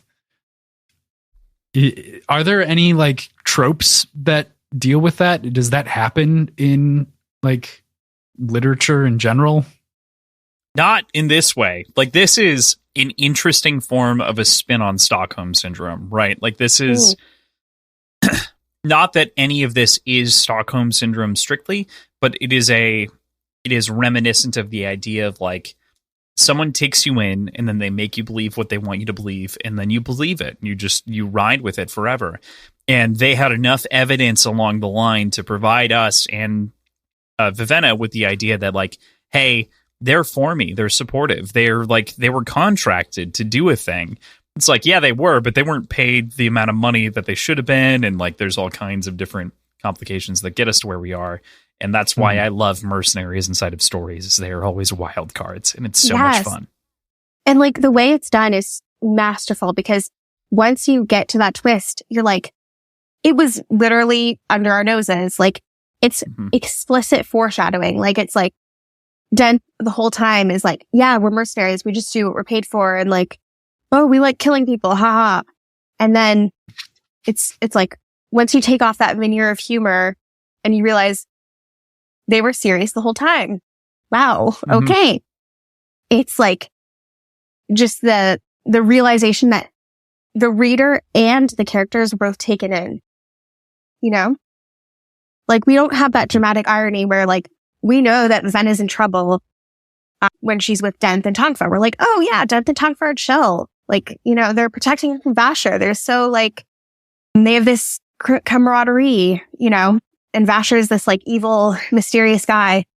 And then we, at the same time as Vivenna, realize, and it's like, oh no. Truly jaw-dropping for me. I mean, like, especially in a reread, it was just excellent. And yeah, the whole like, Parlin? Guys, how do you feel about Parlin? PJ, how do you feel about Parlin? Do you remember Parlin? I don't remember Parlin. He is the Idrian of whom... Oh, yeah. Yeah. Right. Yeah, he's the Idrian. He was just such a depressing character. I can't remember if it's Parlin or his boss who gives the perspective on the Idrian nature of things, right? Where it's like, we could go to, and Vivenna's like comeback is like, we could go to the king. You should go to the king and petition, and we can give you resources. We have plenty to share. We just need to know where to distribute them. And he's like, well, it takes weeks to get there versus very much less time from the Southlands to get here to do work. And that is such a fascinating way to see like the way that those economics dissolve with the lack of ability to communicate effectively over distance and just sort of the way that breaks down. And that is such a sad thing because we know that the Idrian people don't have like an overwhelming number of resources, but they could probably take care of the farmers as requested. It's just, it reminds me very explicitly of the Emperor's New Groove and Poncha and all of the other people of whom come to the top of the island to like get. Am I again talking to an audience who hasn't seen the Emperor's New Groove? No, I've seen it. I haven't. No. Sorry. What? You've seen the Road to El Dorado and you talk about it so lovingly. and you missed the better of the two movies, how dare you? I'm just kidding. How dare you say it's better? Controversial. Okay, I mean, watch you haven't seen it, so you can't compare. I've seen both of them, so I can say, at the very least, with my own confidence, that one is better than the other. The Emperor's New Groove is so good. But, like, to that same degree, there are petitions to the Lord and the Emperor, and, like, it's just, like, going up to that hill and, like, asking for help, and then, in the case of the Emperor's New Groove, being denied. But in this case, it's like that trek takes such a long time and so much effort, and it's such a tangible part of this world that makes me really like kind of sigh for them and think about the sort of pain that Parlin and the families there went through to like make them go against their religion to some degrees just to survive. There's so much richness to this world and controversy and gray in a world of color is just fascinating. And like the way the slums were developed, it's like, oh yeah, Vivenna, you know, these are Idrians. And she's like, huh? Like, yeah, you know, that's what happens to immigrants. They come in, they want to make their own space. It gets neglected. You know, this is what happens. And like Vivenna is getting this dose of reality. And also like in terms of Parlin, just back to him for a second, that scene when like Vivenna has this possessiveness about him and she's like, why are you hanging out with Jewel so much? Why do you like her? And then he's like, we're not engaged. Like, why are you so upset? And she's like, well, that's what our parents wanted. And he's like, okay, but like, you never even respected me. I always felt like I was stupid. You always looked down on me. And like, Vivenna, she just had this idea that like, he was hers and that's it. He was intended for her. But like, she didn't treat him like a person. And that caught up to her. And she realized like, I totally neglected him. Like I totally took advantage. I used him as a tool and and then he got killed. So sad. For no reason. Just tortured to death, no less, by Tongfa. Just because Tongfa is like a bloodthirsty psycho. Yeah. But a funny one. I know, that's what's so sinister about it. PJ's like, but I like him. And I'm like, I really like him too, but not enough to, you know. Torturing his pets though? Yeah, it's pretty fucked. Yeah, like I remember being especially like chilled at that part. I was like, he didn't lose them? Like I thought he was just like absent-minded. Like, what do you mean he systematically tortured them? That's horrible. Brandon, why? Mm-hmm. Yeah, Brandon, why indeed? There's a lot of Brandon, why in this book, which I think I feel very tortured for a lot of our characters. I think Parlin's a good example. I think Jules is a good example with Claude. Yes. I think that Vasher is a perfected version of a tortured character that like it felt like he was maybe intending Kelsier to feel like, or maybe Marsh to feel like. Oh yeah, I can see the parallels to Marsh. And I love how just well executed this story feels across the bat. Like it all rings for me. That said, I would be remiss if we didn't talk about Hoid and the section, the entire chapter that is basically devoted to Hoid. And it is a unique chapter compared to anything else, PJ, that we've seen so far from Hoid, with him weaving stories with sand and dirt and other things and making inanimate objects come to life and breathing, not literally in the breath way, but like breathing life into something that otherwise doesn't feel like it should be animate. What'd you think about him as a storyteller inside of this world and the way that goes? I loved Hoid here. Mm-hmm.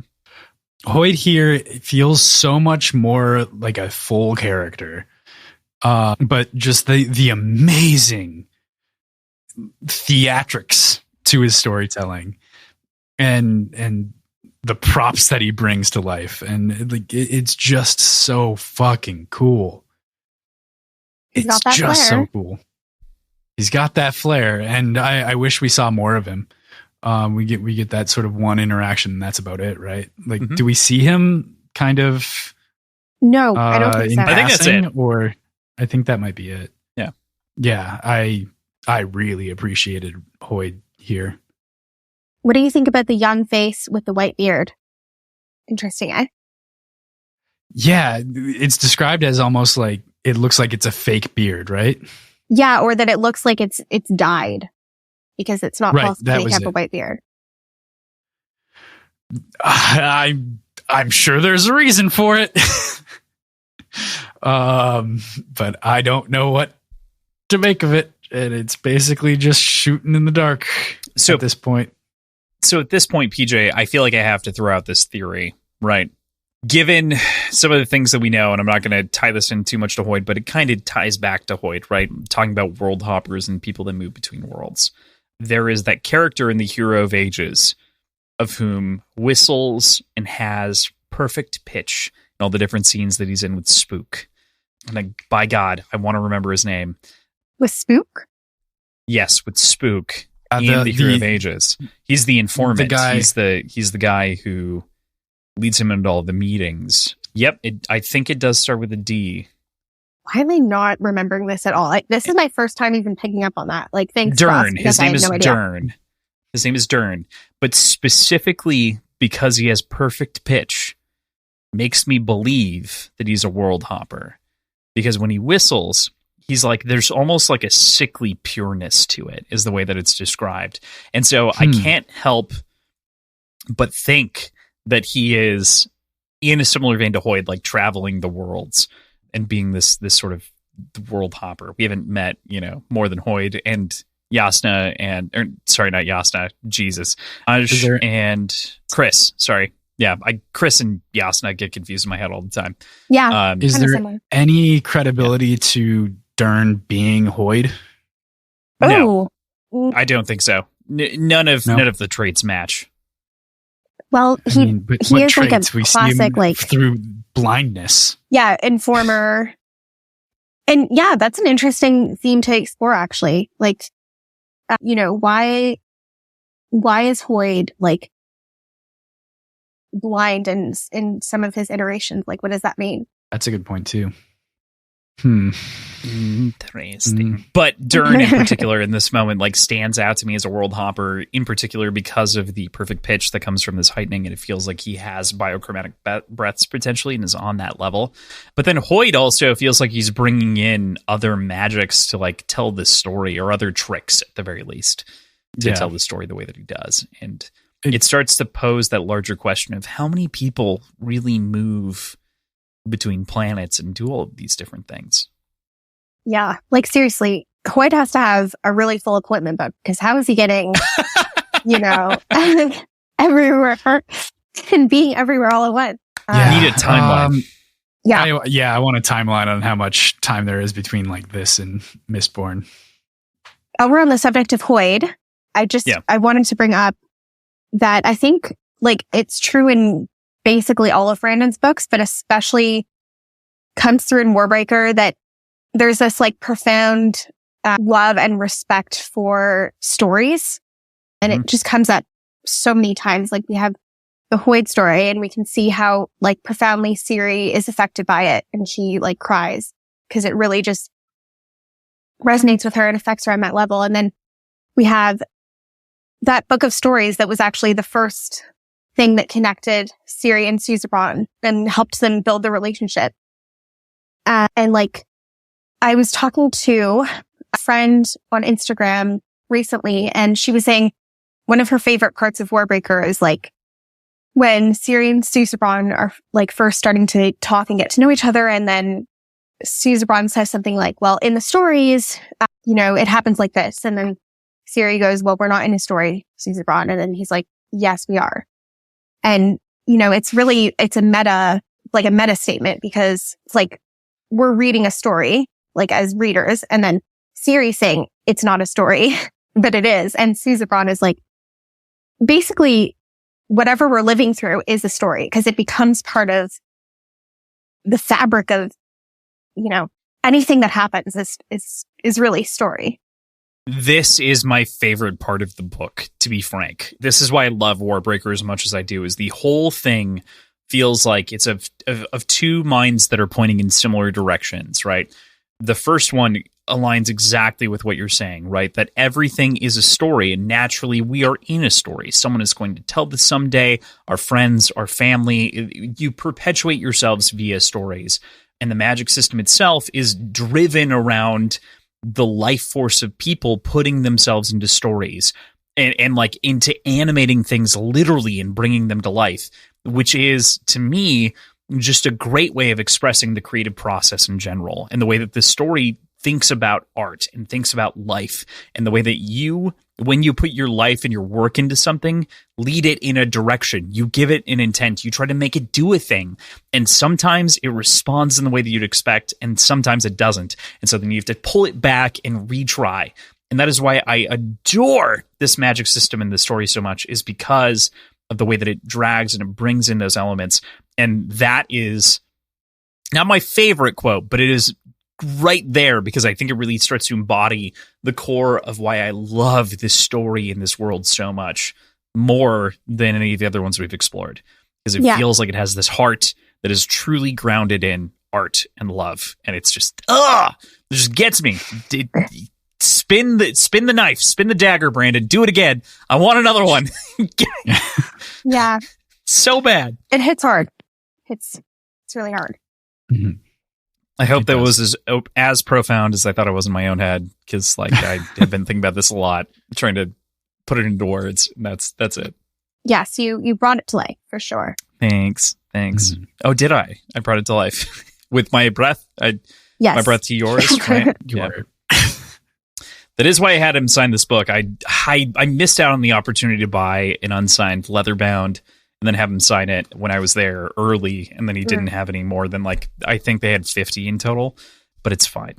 So I find that, like, no matter how fancy, if you get another edition of a book, I'm always more attached to the book that I first, read, no matter how, like, beat up that's or fair. Paperback. I listened first to Warbreaker. I actually didn't own a physical interesting. copy, so I listened first and then I read it after to like clarify things. It wasn't like an intense read, but it was, I listened and then I got the book in the mail, and before I finished it, I started to like pick up and like co-read and co-listen, which is this book that he did sign. So nice. And he wrote, what did he write? Yeah. So at a signing, for those who haven't been, you get like a little card that says, do you want your own thing? Do you want to like do it kind of on the fly, or like write it in to give him like a card? Or do you want it to be a quote from the book to some degree? And then he just, I assume he probably just has them logged in his mind because he's done it so many times, and like just picks one. But yeah, so I just put a quote because I was like, just put a quote in the book. That'll be great. You're signing it to me. That's awesome. So for Crossland, my breath become yours. Nice. With 4 periods instead of 3. So whatever. Mm-hmm. It's an battle extra, ellipses. it trails off even more dramatically. More dramatically. It's a little less dramatic.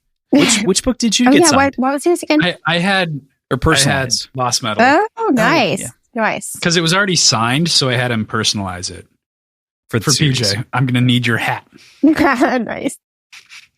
Which is great. Do you wear hats? I More used than to I wear do. hats every day, but then I shaved my head, and now I don't.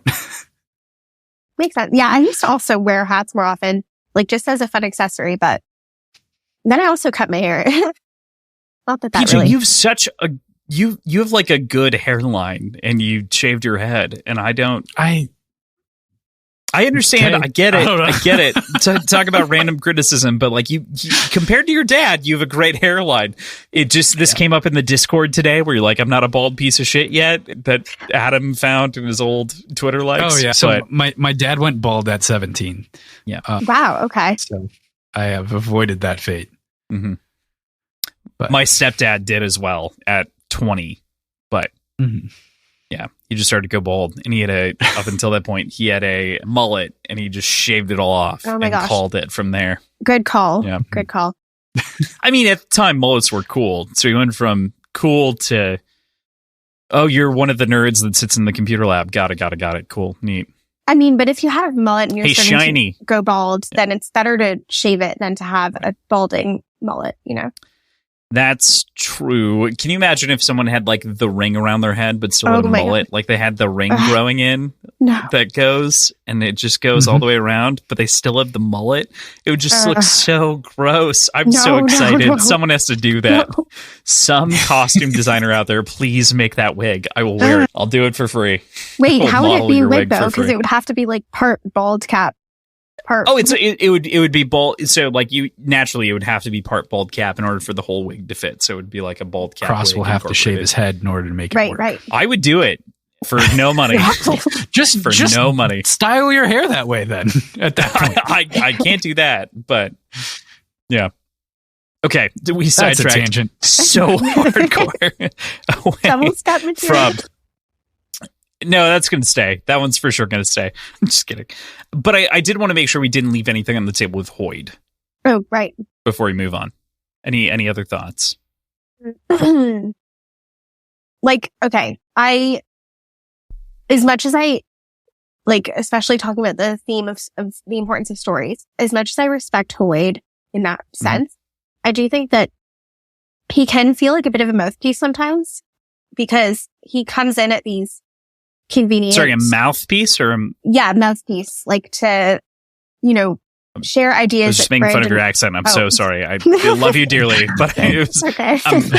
I can't even imitate it, but it was very funny. I'm so sorry. Anyway, okay. Yes, he can be a bit of a mouthpiece sometimes.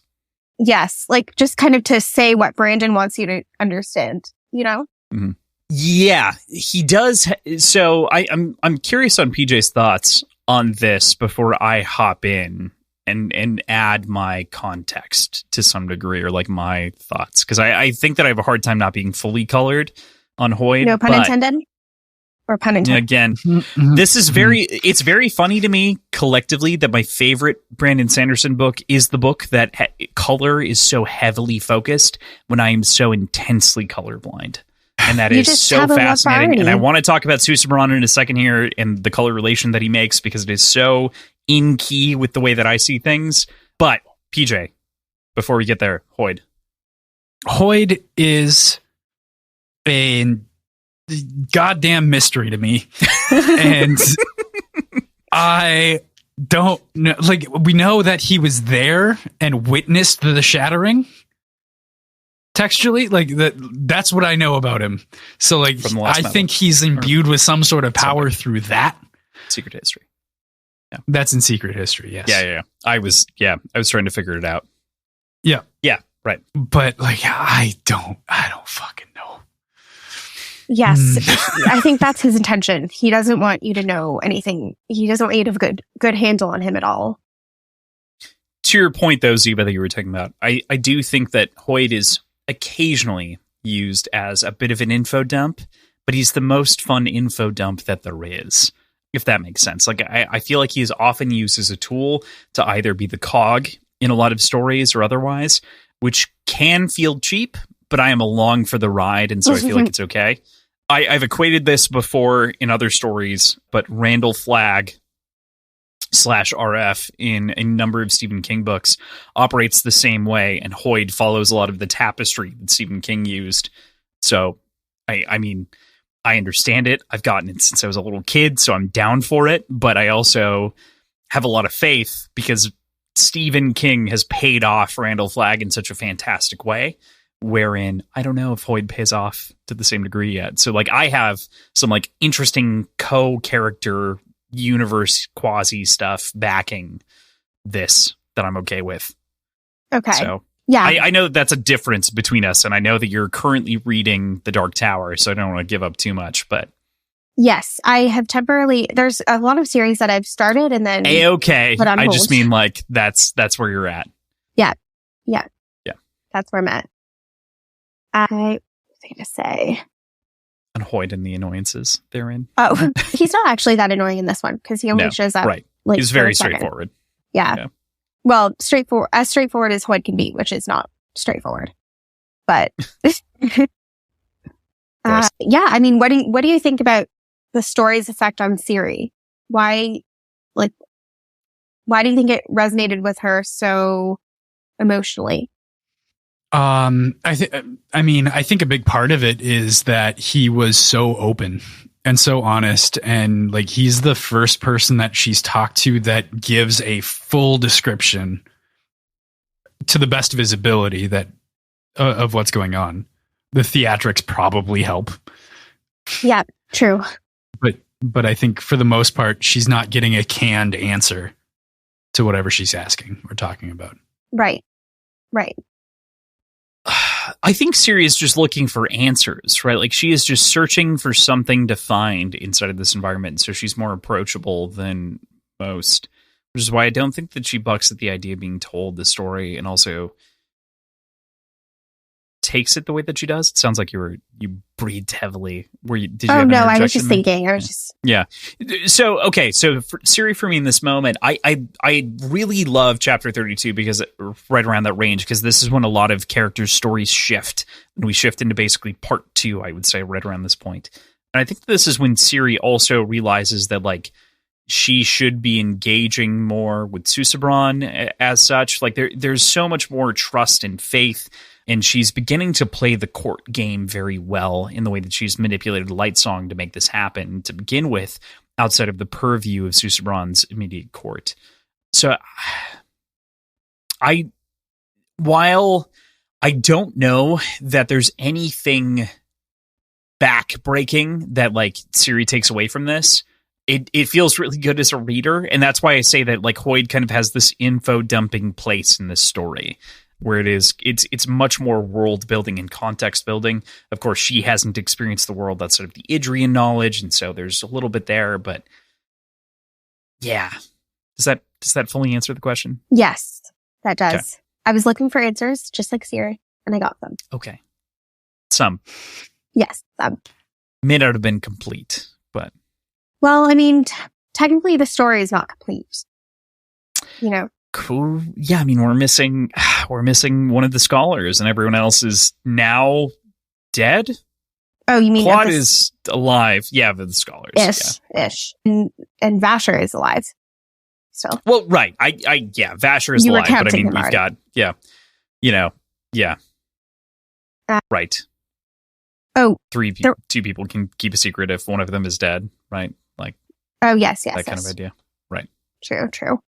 One thing I did want to bring up was We're not in a rush, by the way, for the record. I don't know what your time frame looks like, so I'm going to be very respectful because we're approaching about 20 minutes based on what we said, about 3 hours. So how are you doing? How are you looking before we... Oh, so I'm actually like, Whatever. I don't mind if we even go over the 3 hours. Okay. I don't know what your schedule is, but like I could talk about this all day. Cool. All right. I don't want to... PJ, are you good? Do you have... Yeah. Okay, cool. I would like to go to the bathroom, take a quick bathroom break, maybe at 5 No, to you 10, can't. if we're cool with We're that. holding you hostage. Well, conveniently, I'm in charge of the whole recording, so I actually am holding you hostage for my wants and needs. Warbreaker level twist. I thought I was in charge. Next in charge. No, very cool. So, PJ. just for clarity, Yes. if we're done by like 9 o'clock my time, Kaylin Okay. would appreciate that, but that's an hour and 20 minutes. I think that's where I'm aiming. I don't think that I would go later than that. 9 o'clock your time I think is that's good. what? Sorry, I missed that. 10 o'clock. That would be an yours. hour and 20 from now. Oh, okay. So that would be Yeah. 10 our time at the latest. Okay, that works for me. Cool. Okay. Yeah. All right, cool. Quick 5-minute, just flip your camera back on when you're back. Just quick bathroom break, refresh whatever you need to. All right. Cool. Okay.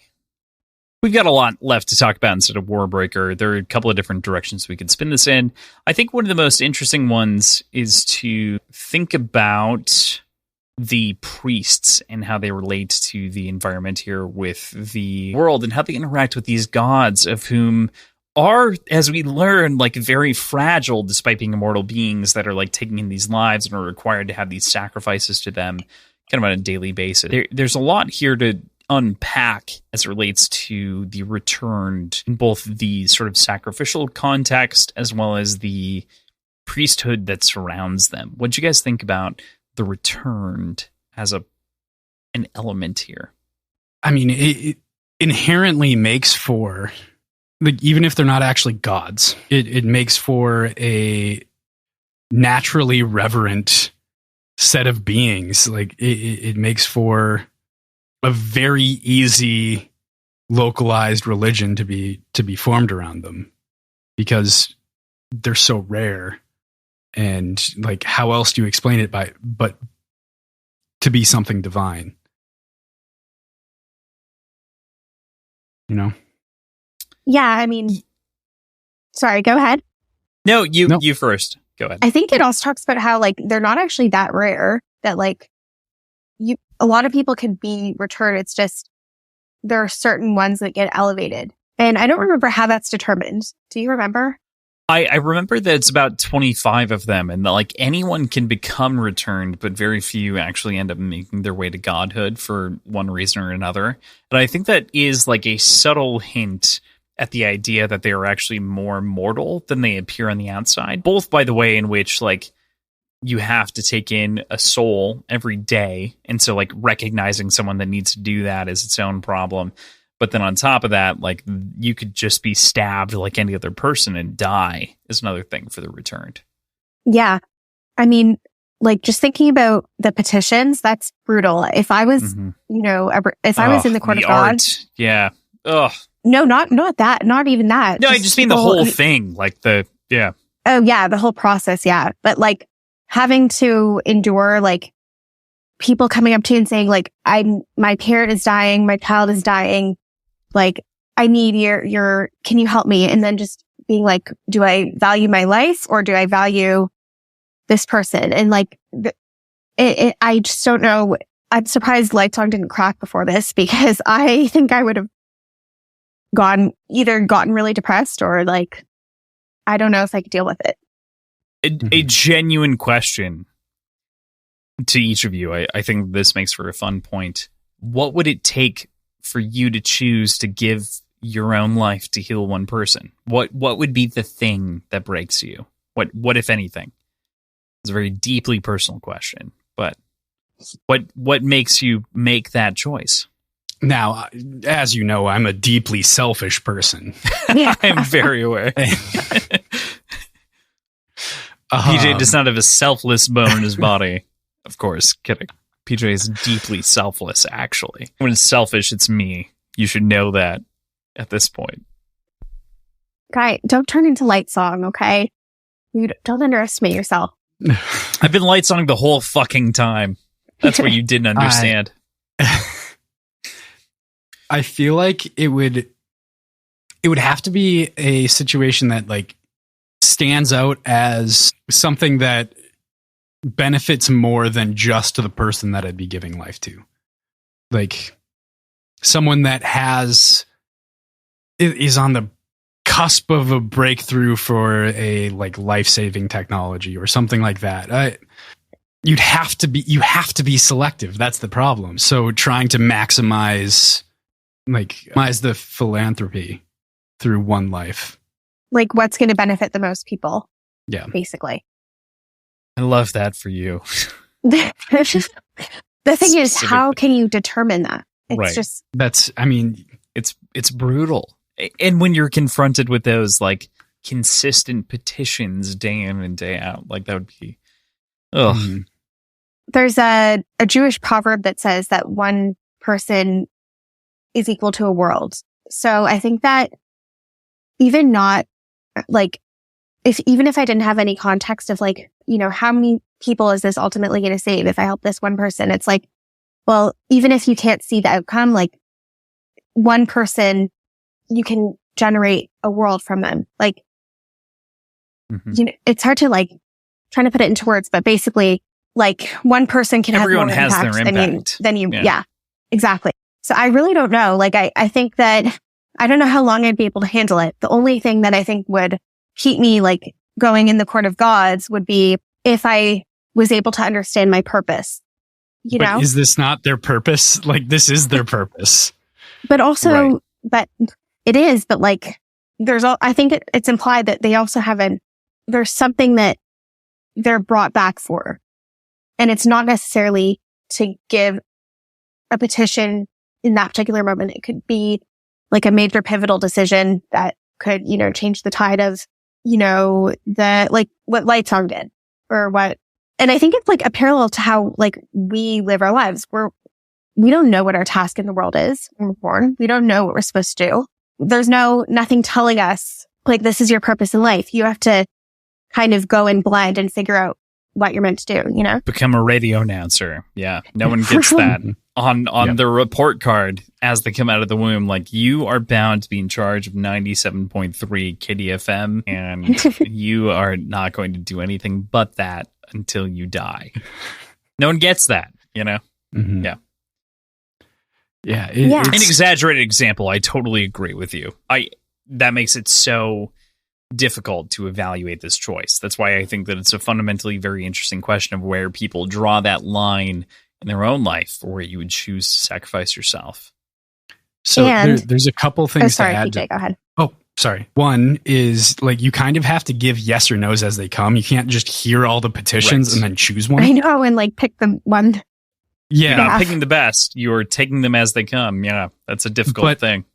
Also, based on that petition for the infant that was said, it seems to me like the populace doesn't realize that they're giving up their lives for it.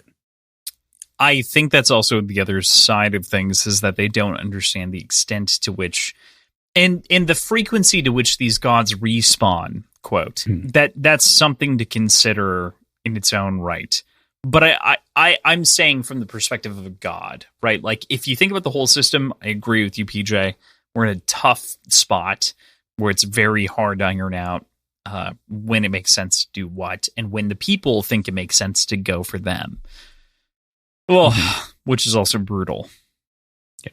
Like, and do you think that the longer the gods stay in the court of the gods, the more selfish they are? Or do you think that they're... I think it's the less selfish they become. The way that, what's-his-name, just started to melt after 6.5 years. He was like, I can't handle more requests because, like, I want to give everyone my life at this point, but I'm holding out for the most... I think that's right. It's the older man. He is a younger kid, but he has been there for 6 years, right? So he's like a teen body, if I remember correctly, based on when he was returned. Yeah, but he's he been there for 6 13 years or something. Yes, right, that guy. But I forgot it's been name. like 30 or so years since no, any 6. god has. It's been. They say it's been 30 years since a god has given up or has given a petition. I thought Comseer was like not that long ago, because Lightsong was with her when he was a returned, and he's only been a return for like 5 years. And the older one is 6 years, and he's considered an elder by all standards. This is going to bother me. What's his name? To me, because I swear to God, there was a conversation between Lightbringer, or not Lightbringer, Lightsong and Blushweaver. I think maybe it was that aside from Comseer, no one's given up a petition in like a really long time or something. Comseer for sure. I don't remember. Yeah, I can't. All the names are blurring together. I think regardless, my question stands though. Like there is an interesting like cultural question about sacrifice, but I feel like it's not been longer than 5 years for the most part, or 6 years, which is the oldest person in the court at that time outside of the God King. So like everyone turns over in 5 years, it seems. Some live a little bit longer than that and they break. But I guess like my fundamental thing is I feel like I would break for like a familial tie. I feel like I would melt down for someone's like deep. I can't help but think about like losing a patriarch in a family that was taken too early, or like a matriarch and like someone that was core to some like larger institution. And I would immediately like just bend over backwards to make sure that they survived, to like make sure that that was perpetuated in some way properly through family. So I feel like that's what I'd break for. Mm-hmm. Is some sort of familial longevity, which is very different than let's let the society survive, like culture and science, or like let's push for, you were saying, Ziva, like it's just so hard. Yeah. Like, impossible. Right. Like truly, you can understand why they have such a difficult time saying yes to a petition. Because it's like, is this the right one? Like, could there be someone who comes along that needs it more? Mm-hmm. Yeah. Ugh. And I feel like out of the three of us, I would break the earliest. I feel like I'm the most fragile in this moment. I would just shatter like some sort of piece of candy glass comparatively. Yeah, I don't know how long I'd be able to last, but what was I going to say? Oh, yeah, I wanted to touch on the names for a second. Oh. So like Lightsong's title is Lightsong the Bold, and then Blushweaver's is she's the goddess of interpersonal relationships and honesty. And I think it's really interesting how it starts off, because I think at the beginning, Lightsong is like the opposite of bold. He's very complacent with where he is. He doesn't want to put himself out there and get involved. And he's just like, yeah, I'm going to be silly and just live my indulgent life. And then Blushweaver is also the opposite of honest. She's very manipulative. She can be blatant in some ways, as we know, but he is mostly like scheming, manipulative, not very clear about her intentions. And as a result, that kind of messes with her interpersonal relationships. She doesn't really show the true side of herself. She's like very, I guess, puts herself out there in a more superficial way and doesn't get to the core of things. I think she really only gets to that with Lightsong. And then as the story goes on, Lightsong starts to embody being bold, and Blushweaver starts to embody being honest and building, that true interpersonal relationship with Lightsong. So I like how they go from really not embodying their names and into actually becoming like fulfilling that title. So first of all, yes, absolutely. Like that is spot on and really, really cool. It's, what is the name of the term? Nominative determinism, I think. Yeah, determinism is good. Yeah. Well, specifically nominative determinism, like living up to your name specifically. Yes. Literally. Yeah. But was this a name that they inherited, or was it a unique name bestowed upon them when they became gods? When they're reborn. Yeah, it's unique to them when they're returned, and they're given it to by the court. My assumption is, based on everything that we get, that like the court knows why they returned, or they know like the base, but they're trying to work out how they eventually arrive upon the point of understanding why they returned. So they're they're trying to piece the puzzle back together backwards. So like they know, for instance, Lightsong's brother knows that he returned from like being an accountant and dying for heroic action that he shouldn't have taken by any stretch of the imagination. So he knows that he's the bold, and as such, his life is devoted to ensuring that Lightsong eventually figures out that he's the bold for whatever reason. So it's kind of deterministic in that way as far as name nomenclature goes. But yeah, I mean, like in Jewish tradition, it's taught that when your parents name you, they have a measure of prophecy. So whatever your name is, it's somehow you embody it in some way. And obviously no one knows what it is. But essentially, like the idea is that your name is a part of who you are, and like it's related to you. So like there's no way to trace that, which is further returned. That's what makes it so difficult. Like they don't know, like, what am I supposed to do with this information? But yeah. Yeah, that makes sense. For me, talking about Blushweaver, I equated her initially. I think most people might equate her, as you perceive, to Aphrodite naturally, because of the way that she's voluptuous and attractive and everything else. But I think as you start to evaluate her more, I think she starts to line in with Hera more closely, which is to say that she's a little bit skeptical of things, and that she is definitely an enchantress of sorts, but aimed towards one individual in particular. And like, she's not seeking other attention, and at the same time, she's also singularly focused on detecting lies and other things like that. So for me, as I equate the Grecian sort of table to a lot of these people, I can't help but point at the very least a little bit to Hera in the way that Blushweaver is portrayed. But man, I died a second time when her throat was slit, just like she did a second time as well when her throat was slit. It hurt so. It was badly. so brutal. It was so like, Brandon, why did you Brandon, why? Did you expect that, PJ? Did you expect them to be able to die that easily? I expected torture. Yeah.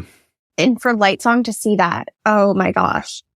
And like, they were just starting to develop their, like, to be more honest with each other. Yeah. Right. Hurts so badly. We'll never forgive for the death of both of them. I just want them both back. I want a prequel, damn it, at this point. I don't know. I don't know how you bring back some of my favorite characters. And while we're talking about them, like, we touched on this earlier, but their banter is one of the highlights of the book, in my opinion. For sure. Like, just some of the lines are like hilarious. Like when Lightsong writes out the conversation that he thinks they're going to have. that is an all-timer. I'm copying that at some point in my life, no doubt. Yeah, that's so good. Yeah. And then like her correcting him. It's just so good. Yeah. Any other like fun highlight? Between the two of them? Yeah. Or just in I mean, general. again, we get back to like the general idea of like this book being the most flirtatious book of Brandon's by country mile. And it is so great and egregious and like a little bit tempting in like a fun way, but like not. It's just so good. I think we skipped over talking about specifically elements that I know that we wanted to address, which was the romance elements of this book. How do we feel about the romance between our two primary romantic-ish relationships? We've got one like want to happen, we've got one that actually happened, and then we've got like a third distance relationship of should it happened. Of course, the immediate one is Ciri and Susebron. You've got Lightsong and Blushweaver, and then you've got Vasher and Viv as sort of our third there of like relationships. So with the Vasher and Vivenna's relationship, I thought the coolest part of that was how you could kind of read the relationship to a certain degree through Nightblood. Yes. Or like at least you could read Vasher's feelings through Vivenna's interactions with Nightblood. Nightblood is that like precocious kid in the rom-com that's like, oh, you guys like each other. He's the coffee shop barista that is like, oh, you two? Yeah, of course. Yeah, naturally. Am I going to tell you? No, of course not. You get one-sided information each. Yeah, I definitely felt the chemistry between them. It was pretty apparent. I think that putting into context, it is a little bit disturbing. Like, if you think about that Vivenna is like 22 and Vasher is like 300 and something. But every time you get over 100 years old, I'm just like, does the scale even matter anymore? Like, right. Even the way that a lot of people think about Edward Cullen, I'm like, we're so far past the point. It doesn't matter. Yeah. I mean, and how old is Susebron at this point? I think he's 50. Yeah. And Ciri's 16? 17. 17. Yeah. Yeah. So like there's a whole lot of like age problems with relationships here, but I mean with Susebron, he's essentially like he looks like a 20-year-old and he acts around that age, even younger before, like at the beginning. And then with Vasher, I feel like he gives me like mid-30s vibes. I think he gives mid-30s, close to 40s vibes. I think I could agree with that. Like, yeah, that's the environment. Gray speckled beard is the way that I think about it, which is like that late 30s, early 40s vibe. Yeah. And what do you think about Vasher, speaking of how he looks? What do you think about his decision to look the way he does? It's addressed a little bit at the end of the book where he can turn into like this like super sculpted, muscular, hot guy, but he chooses to be a very scraggly, unobtrusive kind of guy. Why do you think that is? Because I think he wants to be unobtrusive. I think he wants to blend in a little bit. I don't think he wants to draw attention to himself in general. Yeah, that's true. That's the practical aspect. But I think it's hinted at, like where Vivenna says, is that the way you see yourself? Like, do you see yourself as a kind of unkempt, like haphazard person? Like, if you could look like a return, like it has to do with like self-perception, I think. Mm-hmm. You know? I'd buy that. Yeah. And I think Lightsong also brings it up, like that some people being the way you look as a returned could be a reflection of how you view yourself. So like my question was, Lightsong's always underestimating himself and being self-deprecating and all that. So why would his physique, like why would he be so like such an ideal, like if he doesn't think of himself that way? I think it's all to do with perception, right? Like it's this choice to not be not embody that thing anymore because that's not what he believes that he is. I think his sort of he's in such a dark place. BJ, continue. Sorry. Of his discussion about like his worthiness and like who he is really about who he was. Like it's a lot of sort of right making assumptions about who he was before he was returned. But he is, I feel like, very confident as a returned. He's just unsure of what he was beforehand. Okay, yeah, that makes sense. That makes sense. Sorry, I derailed us from the romance. We can go back to that. It's okay. It's okay. We were circling on that though, talking about a pair of them. Do we think that there's, and we kind of were going in the way that I had phrased it, we're going from least to most likely relationships to some degree, or like textual relationships, I should say. So how do we feel about Vivenna versus Vasher? Like, do we think that there's anything there romantically? Do you think that Vasher is even capable of handling another relationship? I think it will take time. Okay. I think no. I understand like the take time perspective, but I think like, sure, he's had 300 years. If he's not ready for it, he's not there. But sometimes you need a certain person to like challenge you in a certain way for it to work. A catalyst, yeah. Fair.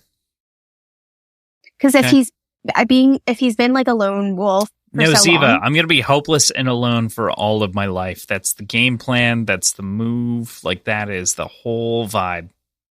If Vasher can find someone, everything can change, but nothing will change. Yeah. No, thank you. Yeah, Vasher can find someone. Yeah, for sure. No, but I do see potential.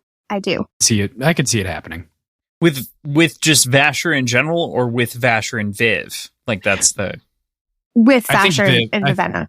Yeah, I think so. I think she's the reason why it could work. Yeah, they both challenge each other in a way that could ultimately develop into a relationship. I think like at first you can already see that they kind of brush up against each other. Vasher is very abrasive. Vivenna is very, what's the word? Like she wants, in her ways. Yeah, set in her ways. Stolid. Stoic. Yeah. Wants to do what's right. But I think ultimately they'll both, what's the word? Like shape each other. All right. This is the most risque book that he's written, entirely based on everything that he's written. So I did bring this up in PJ, you're not in the chat that I brought it up in, but do you think that, speaking of like this being Brandon's most explicit book, everything is kind most of explicit. Has that energy? Like, So I don't know about you, but the way that breath is described is very just when Vivenna gets all her breath, it just reads very erotically to me. Like the way that it's described. I don't know if you picked up on that. I could see that. And yeah, I think it's just all part of the theme that Brandon's going for. Maybe he didn't mean to, but who knows? Who knows? I think there's some intention there. Especially since the way that it's framed, according to the Idrians, is like taking someone's breath is like profane. It's like perverse. It's like something that's kind of like forbidden. I hadn't thought about this until you brought it up, and you specifically brought up the phrase in which it does kind of have this sort of overtaking body feeling. And as you think about each of those lives stacked on top of each other, oh no, I think it only gets, well, I didn't mean it in any kind of like immediately sexual context. But of course, you should also think about it as if you stack 50 people's sexualities on top of each other, of course they're going to like each other and you're going to evolve a heightening. Like there's so much about consciousness that you're talking about taking from people and then storing and stacking to like there. To me, the critical thing that I love about this magic system is that you are taking what feels like effectively the magic of nerve endings in any regard, in sight, in sound, in everything else, and you're saying, hey, if I have more nerve endings, I can see more, feel more, touch more, experience more, and it's only because other people are giving up their access. And that is so fascinating to me that I just this magic system, while not the most grounded of the bunch, is so fucking cool. Mhm. So it's like rainbow tin, basically. Rainbow tin. Yeah, basically, actually. Yeah, kind of. To take it in more of the funny, jokey kind of way, every time you take someone's breath, you're also taking the breath of every person they've taken the breath from. Oh my gosh. Not bad. Not bad. That was pretty good. You take my breath away, PJ. You take my... Not in this context, though, but... Thanks for clarifying. Yeah, I did want to make a brief pit stop for mostly selfish reasons on top of this. For those of you who don't know, instead of the podcast, I am incredibly colorblind, and I feel like there are very few depictions of experience in colorblindness that actually encapsulate what I feel and experience in the world. And I don't know how he did it. It actually genuinely doesn't make sense to me. But when Susebron describes the sort of way in which no one physically or visually means more to him than anyone else does, outside of their immediate verbal engagement, is just so accurate for what I feel like I see. So I'm a monochromat. I have achromatopsia monochromacy. And so I see just black, white, and shades of gray. And I have my entire life, and I didn't know until I was in middle school. And I was in a state of blissful ignorance, and I can tell you the colors and everything that you see on your flag. I can tell you all the colors that you see. But at the same time, I have no fundamental understanding of what that color actually looks like. And that is exactly how Susebron is described in these moments. And the way that he kind of talks about things on this equanimous level, in the way that there's this vibrancy to life and everything else. And there has been no piece of media that has nailed it closer to my experience than this has. And it is so fucking fascinating to me, because I know that that's probably not what he was going for. There are currently living about 1,500 people with my same colorblindness, at the very least in the United States, as tested. I can't believe it. He describes it so... If you want... Everyone asks for a picture of what I see all the time. They're all I would love to live in your head and picture it. And I have such a hard time sending people links to images and other things, and to try to relate the way that I see the world in any context. I've equated it to Daredevil more often than not. But the thing that has done it for me the most closely is Susebron's moment in which he describes Vivenna as outstretching people's normal colors and beauty that he experiences. That is the closest that anyone has ever gotten to describing the way that I see the world. And I have such a I have a deep emotional connection to this book, exclusively outside of everything else that I love about the story. This book is obviously about color. You don't get to use the word exclusively then. I do. Fuck you. But I do have a very different connection to this book, I think, than most people do, because it plays around with color so much, and it does in a very dynamic way, but then at the same time it grounds it in something that is so beyond, I think, what most people consider as they think about color in relationship to it. So, how did you nail it, Brandon? I'm fucked up about this, because no one would think about this. Good work. Yeah, and the context of it is just also really, really profound and heartwarming, I think. Of course. Yeah. I didn't mean to, go on ahead. No, that is a great perspective that most people don't have. That didn't strike a chord with me, obviously. But I kind of wish it would have. It's fair. Yeah. I can't imagine it with most people, but the idea of, you see everything mostly the same. So if you imagine my life, it is this palette of black, white, and gray that I stare at all the time, and everything is almost the same.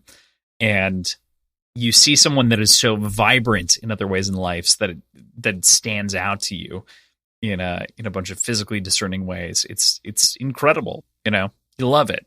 for any number of reasons. But he stretches that further in other directions. But I think as a general concept, I think most people can relate to that as a base aspect of what he's talking about from Susebron's perspective.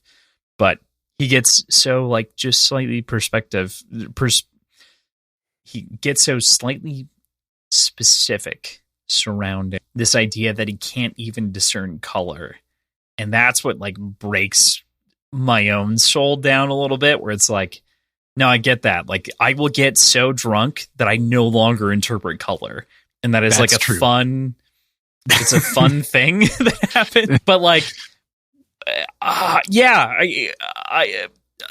never been able to relate with anyone personally on that level, but like in a book that is so fascinating to have someone be even close to that on the spectrum of talking about other people and the way that they see people. And, you know, people are always like, oh, I see your aura. And I'm like, fucking everyone has a fucking aura. Fine. Like, everyone's shading different shades of gray as light reflects off of them. What do you mean? Everyone looks like a haloed ghost as I stare at them. I don't understand. And I just feel like I'm living on an island, and it's okay. This is my own isolated commentary on why I love Warbreaker for the singular moment, but I get to have that because it's one of my favorite books ever. So, fuck you. We'll allow it. Yeah. All right. So right now we've got about 10 minutes before 9 o'clock my time. I feel like that's a final pretty cool wrap up, unless we want one more question. Yeah. Ziva, do you have anything else that you want to talk about? Just going to quickly go through bumped to wrap it up on that. Else is sick. Maybe just to mention like an overall theme that we touched on it, but I think we should address it a little more. Sure. Is that I think what makes Warbreaker so powerful is that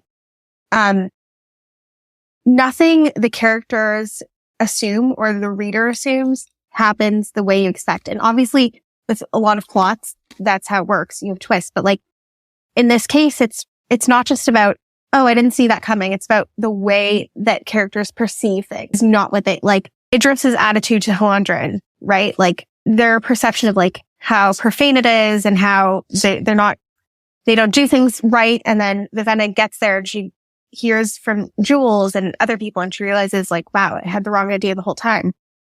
Or like Ciri and her idea that like, oh, immediately the priests are sinister and they're bad. And then she realizes like, oh, nothing is as it seems. So I think that it just makes it a very powerful story, not just for the characters, but also us. Mm-hmm. Yeah, we get to ride through all those twists and the shattering of preconceived notions.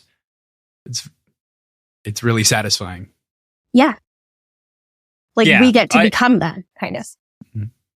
Right. We get to ride along with these people in their different environments and worlds and everything else. And it feels very, very shocking in the different moments because we've had, again, I get back to the Pawn Call Rebellion, which is obviously the core of the conclusion here, which includes Lightsong's sacrifice to bring Susebron back to life, which we haven't talked about at all. I think it's important to bring up, of course, in this choice to revive the God King with all these different souls. Of course, that's the thing that he would sacrifice his life for. It's beautiful and lovely. But I do think it gets to this entire idea that these cultures are such a beautiful clash, but it only feels that way because we're given the perspective from the characters. And I think that's also why a lot of people underplay Vivenna's perspective in a lot of these things, despite her like providing this extremist perspective from Idris versus the sort of Halandrin perspective from Lightsong, and then the middle of the road from Ciri. And those are kind of our three primaries, and Vasher having the mythological, historical perspective. It blends together into a wonderful chili. I don't say soup because soup is a little bit too fluid, and we get some meaty bits from some, and we don't get from others.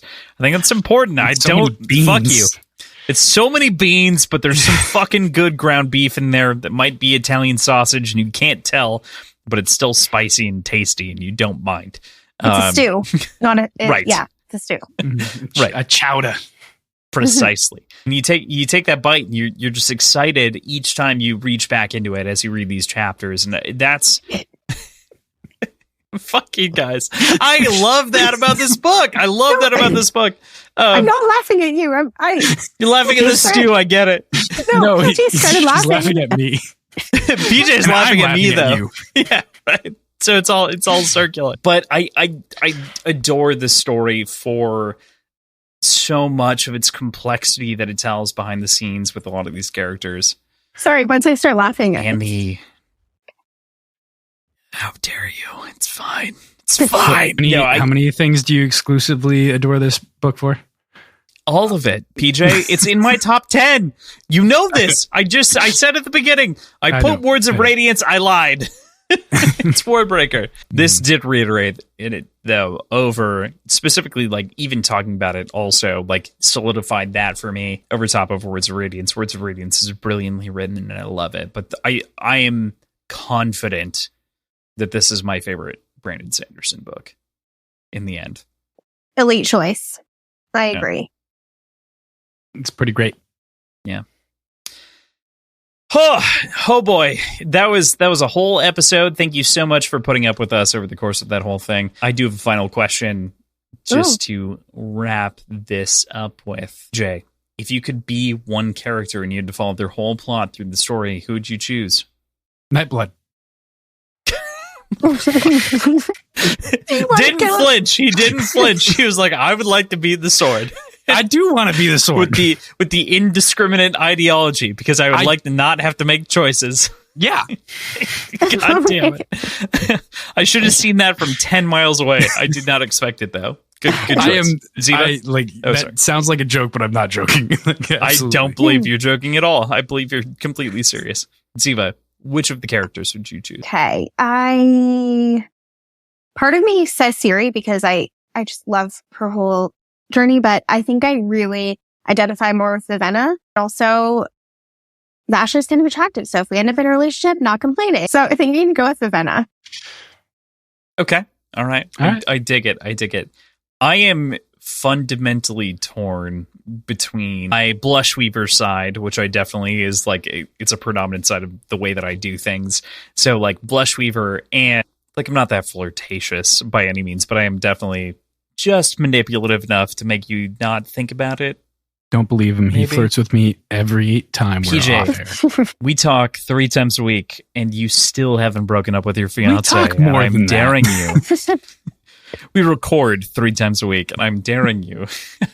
Just kidding. But genuinely, Blushweaver or Susebron for the aforementioned reasons. So, okay. Not for any of the godly capabilities. Like that is incumbent upon I the don't want to position. have the powers of a god. No, and Susebron like also doesn't want to have the powers of the god. Like that's the other thing. Like being a reluctant power holder. Like I would never wish that responsibility upon myself, especially for curing a population of a disease or whatever else needs to be done to like expend the souls effectively. Yeah, it is a big responsibility.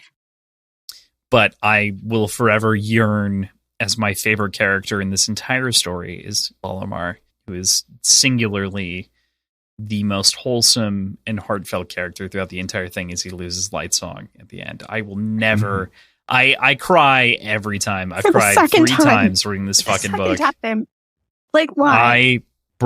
I broke in the early chapters reading this book from his perspective. It was so brutal. I know, because once you know... Right. And I think that a lot of Brandon Sanderson books rereads, like, give a lot of weight to the magic system and your understanding. You're like, oh shit, I get it. I understand how it functions. It's so cool that worked out the way that this does. But this book gives you those emotional connections to the same degree. And it is so heavy in those moments. So it's like, final note. It's character driven. Sorry. Yeah. Comparatively. Any fan castings that you can think of off the top of your head, immediate, you know, like instant, easy. I want James McAvoy as Lightsong in the worst way. I know that doesn't seem right, but it does seem right. Yeah. I really like that. Yeah, I can kind of see it. I can see like Henry Cavill being Lightsong. He could do it. Yeah. I want Henry Cavill as Denth, comparatively. I feel like he's a little too, like, I think Denth needs to be a little more, like, slight. I don't know if that's the right way to describe it. You could frame him in the film differently, but yeah, I understand. Yeah, I'm trying to think who. I don't know, like, a lot of actors off the top of my head. Yeah, I'm Sure. bad with that too. Actresses? Anyone else for different roles? Anyone in the cast. Okay, who would be Vasher? I feel like that could be easy to pinpoint. Oh, My brain again says like Hugh Jackman would make a killer Vasher. Oh, I was gonna Yeah. say like I was gonna say somebody a little bit like less rugged. Grizzled? Yeah. I was gonna say like Ed Norton.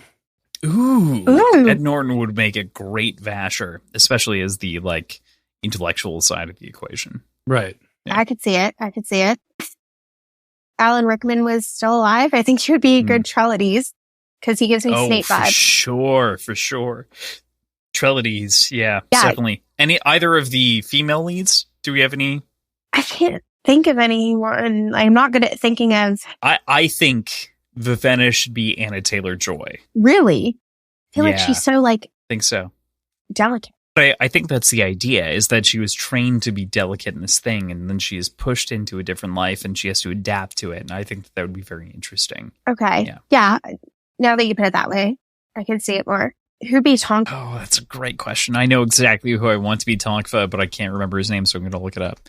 Give me 2 seconds. Mong Dong-sek is going to be the Gilgamesh. Gilgamesh from the Eternals is definitely it. He's from a number of different Asian movies, Train to Busan, etc. He was killer in the Eternals. He was the best character in the whole thing, and he just physically embodies exactly what I imagine Tongfa being. Although I do genuinely believe his spirit isn't as cruel as Tongfa is, so I have a tough time, but I mean, he could do it. he is an actor, so hopefully he could muster up the evilness. Right, for sure. I definitely think he could do it. Yeah. I wish I could think of more people. I have to actually like look people up and like. All right. We'll Figure it out. take that as a takeaway from the whole show. I did want to say we skipped over the royal locks in its entirety, and I want to wrap this up pretty quickly. Okay, But let's do it. did we have any thoughts on the colored hair and the stress-changing hair and how that related to the story in different moments in the way that they expose themselves, and that relation back to the original returned line as we understand it? I think it has to do with investment and there's some sort of additional investment that comes with becoming returned. Yeah, entirely. It's definitely an inherited trait from whatever that is. But why do none of the other returned exhibit that trait? Well, it Hmm. seems to be don't related to that royal line from Vo, right? Like that's the way that we're told at the very least. Mm-hmm. But Were you blindsided when Den hair started to change? Yeah, that's a great question. I forgot about that entirely. When Denth gets killed and his hair shifts and it That was brilliantly so flashes. cool. I It's entirely such a forgot cool about that. moment. Yeah. Oh my gosh. I think it's a really good tangible way to show both Ciri and Vivenna's personalities and evolution as characters. Like it could be seen as a little bit like heavy-handed because like really it's a physical trait that's showing you how the character is feeling, but like I still think it's interesting. This book features half as many blushes as the Hero of Ages does. It's by due to the word royal count. locks. By word count. And I do genuinely attribute that to the royal locks and describing someone's emotions in a physical way by color. And as such, I say, could you have done it a different way by describing emotions differently than blushed previously, Brandon? I shake my chair. But needless to You say, I count think blush that they, fever, but if you're counting that that in the word includes blush weaver inside of the word count, for the record. I did do the math comparing books, but yeah, still, I liked it. Yeah. I thought it was cute. Like I loved it. whenever Ciri was like comfortable, her hair would be blonde, and like when Vivenna started to lose control of her hair, that was interesting. In the Devil's Cut, we talked about Tangled, which I specifically brought up because I Right. love talking about hair specifically. I don't love talking about hair, but I love talking about stories that involve hair, apparently. And I do feel very similarly, where it's like it's this emotional connection to the hair, and it's not meant to be, the hair is not meant to be this sort of object. It's meant to be a lens through which to view the character's opinions and thoughts and feelings and reactions to things. And so it feels great. Yeah, I agree. Cool. All right. Well, thank you for doing this, Ziva, so much. Thank you so much for showing up and doing this episode with us. We appreciate it. I've been trying to plan this for months. We're glad we made it work out in the space of the last week with trying to plan all of this stuff. So thank you for making it happen. Beyond that, where can people find you online? Point people in a direction to be able to track you down and what you do and everything else. Okay. So, well, first, I just wanted to say thank you so much for having me. This was so fun. I loved just talking to you guys in general, but also talking about Warbreaker. It was great. And so you'll primarily find me on Instagram, and my handle is at Windpunner, WINDPUNNER. That will be a link inside the show notes. So you'll be able to find that there, of course. We're so excited. And thank you again for showing up and having this discussion with us about what is definitely my favorite Cosmere book and might be, I mean, in the top I'm 3 reserving for PJ, the spot. I guess. He's I don't know reserving yet. for, Lost Metal. I understand. Full book that I've read so far within the Cosmere, but I have favorite high full hopes book. Lost Is that Metal. what you said? Favorite full book so far? Yeah, within the Cosmere. But Lost Metal, you're holding a sweet spot for. I have high hopes for it so far. Sure. So, sure. Okay. But all right. So, but without that, you'd in. put it at number 1. Correct. Okay. All right. I need to evaluate for myself. So, very appreciative. But beyond that, thank you so much for listening to our show. Yeah, and as mentioned, be sure to check out Ziva on social media on Instagram at Windpunner. We have a lot coming out on the Atomic Pylon Media Network, so keep your ears tuned for so much more. We've been very busy. Much more. 2023 is going to be a very busy year for us. We're wrapping up the first season of the Tales of Kana Catacomb Party, which you can definitely check out. Over there, we have links, of course, underneath the show, but we are so close to the end.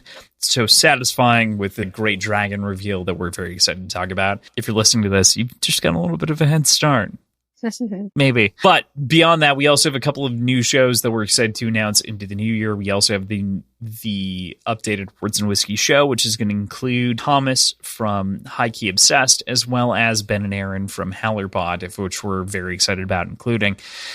Beyond that, we're excited to bring back Short Pours. We took a bit of a siesta, I would say, on this channel. We had some plans that got shifted based on other people's schedules. We didn't have any makeup episodes. So we are reviving this show fully into the new year. And right now with this, of course, going into the year of Sanderson, we're excited we're going to be covering each of the Brandon Sanderson secret projects going into the new year, the month that they're released. So game plan is this episode comes out in December. In January, we'll have an episode for you about the first secret project. In April, we'll do the second, and so on and so forth, with episodes in between. So make sure to follow us for all of those exciting details as it goes. Imagine one of them's like Stormlight 5 and it just fucks us. Bro, I know that one of those books is related to Stormlight enough that I'm upset about it. That's all I know. But you can check out our show notes where you can find our schedule, Patreon, previous episodes, websites, our social medias. Windpunner at Instagram will be linked in there as well. You can find us at Words Whiskey Pod on Twitter, Instagram, Facebook, and Reddit. wordsandwhiskeyshow@gmail.com and patreon.com/wordsandwhiskey. Did you know that PJ makes all of our memes? If you didn't, you now do. PJ is the meme lord, and I am mostly just the Crossland texts me meme, and then I throw him a meme. That's basically the rule. I'm like, hey, by the way, it's Monday, we need a meme. Hey, it's Wednesday, we need a meme. Hey, it's Friday, we need a PJ. Responds in kind. So we appreciate all of your support, follows, etc. And thank you so much. Obviously, Ziva is supporting us to begin with, for showing up on this show and to getting to talk with us about what's my favorite Cosmere book so far, Warbreaker. Yeah, it's really my pleasure. So glad I could come on, and looking forward to discussing more books with you guys. Of course. It's been Cheers. Great. All right.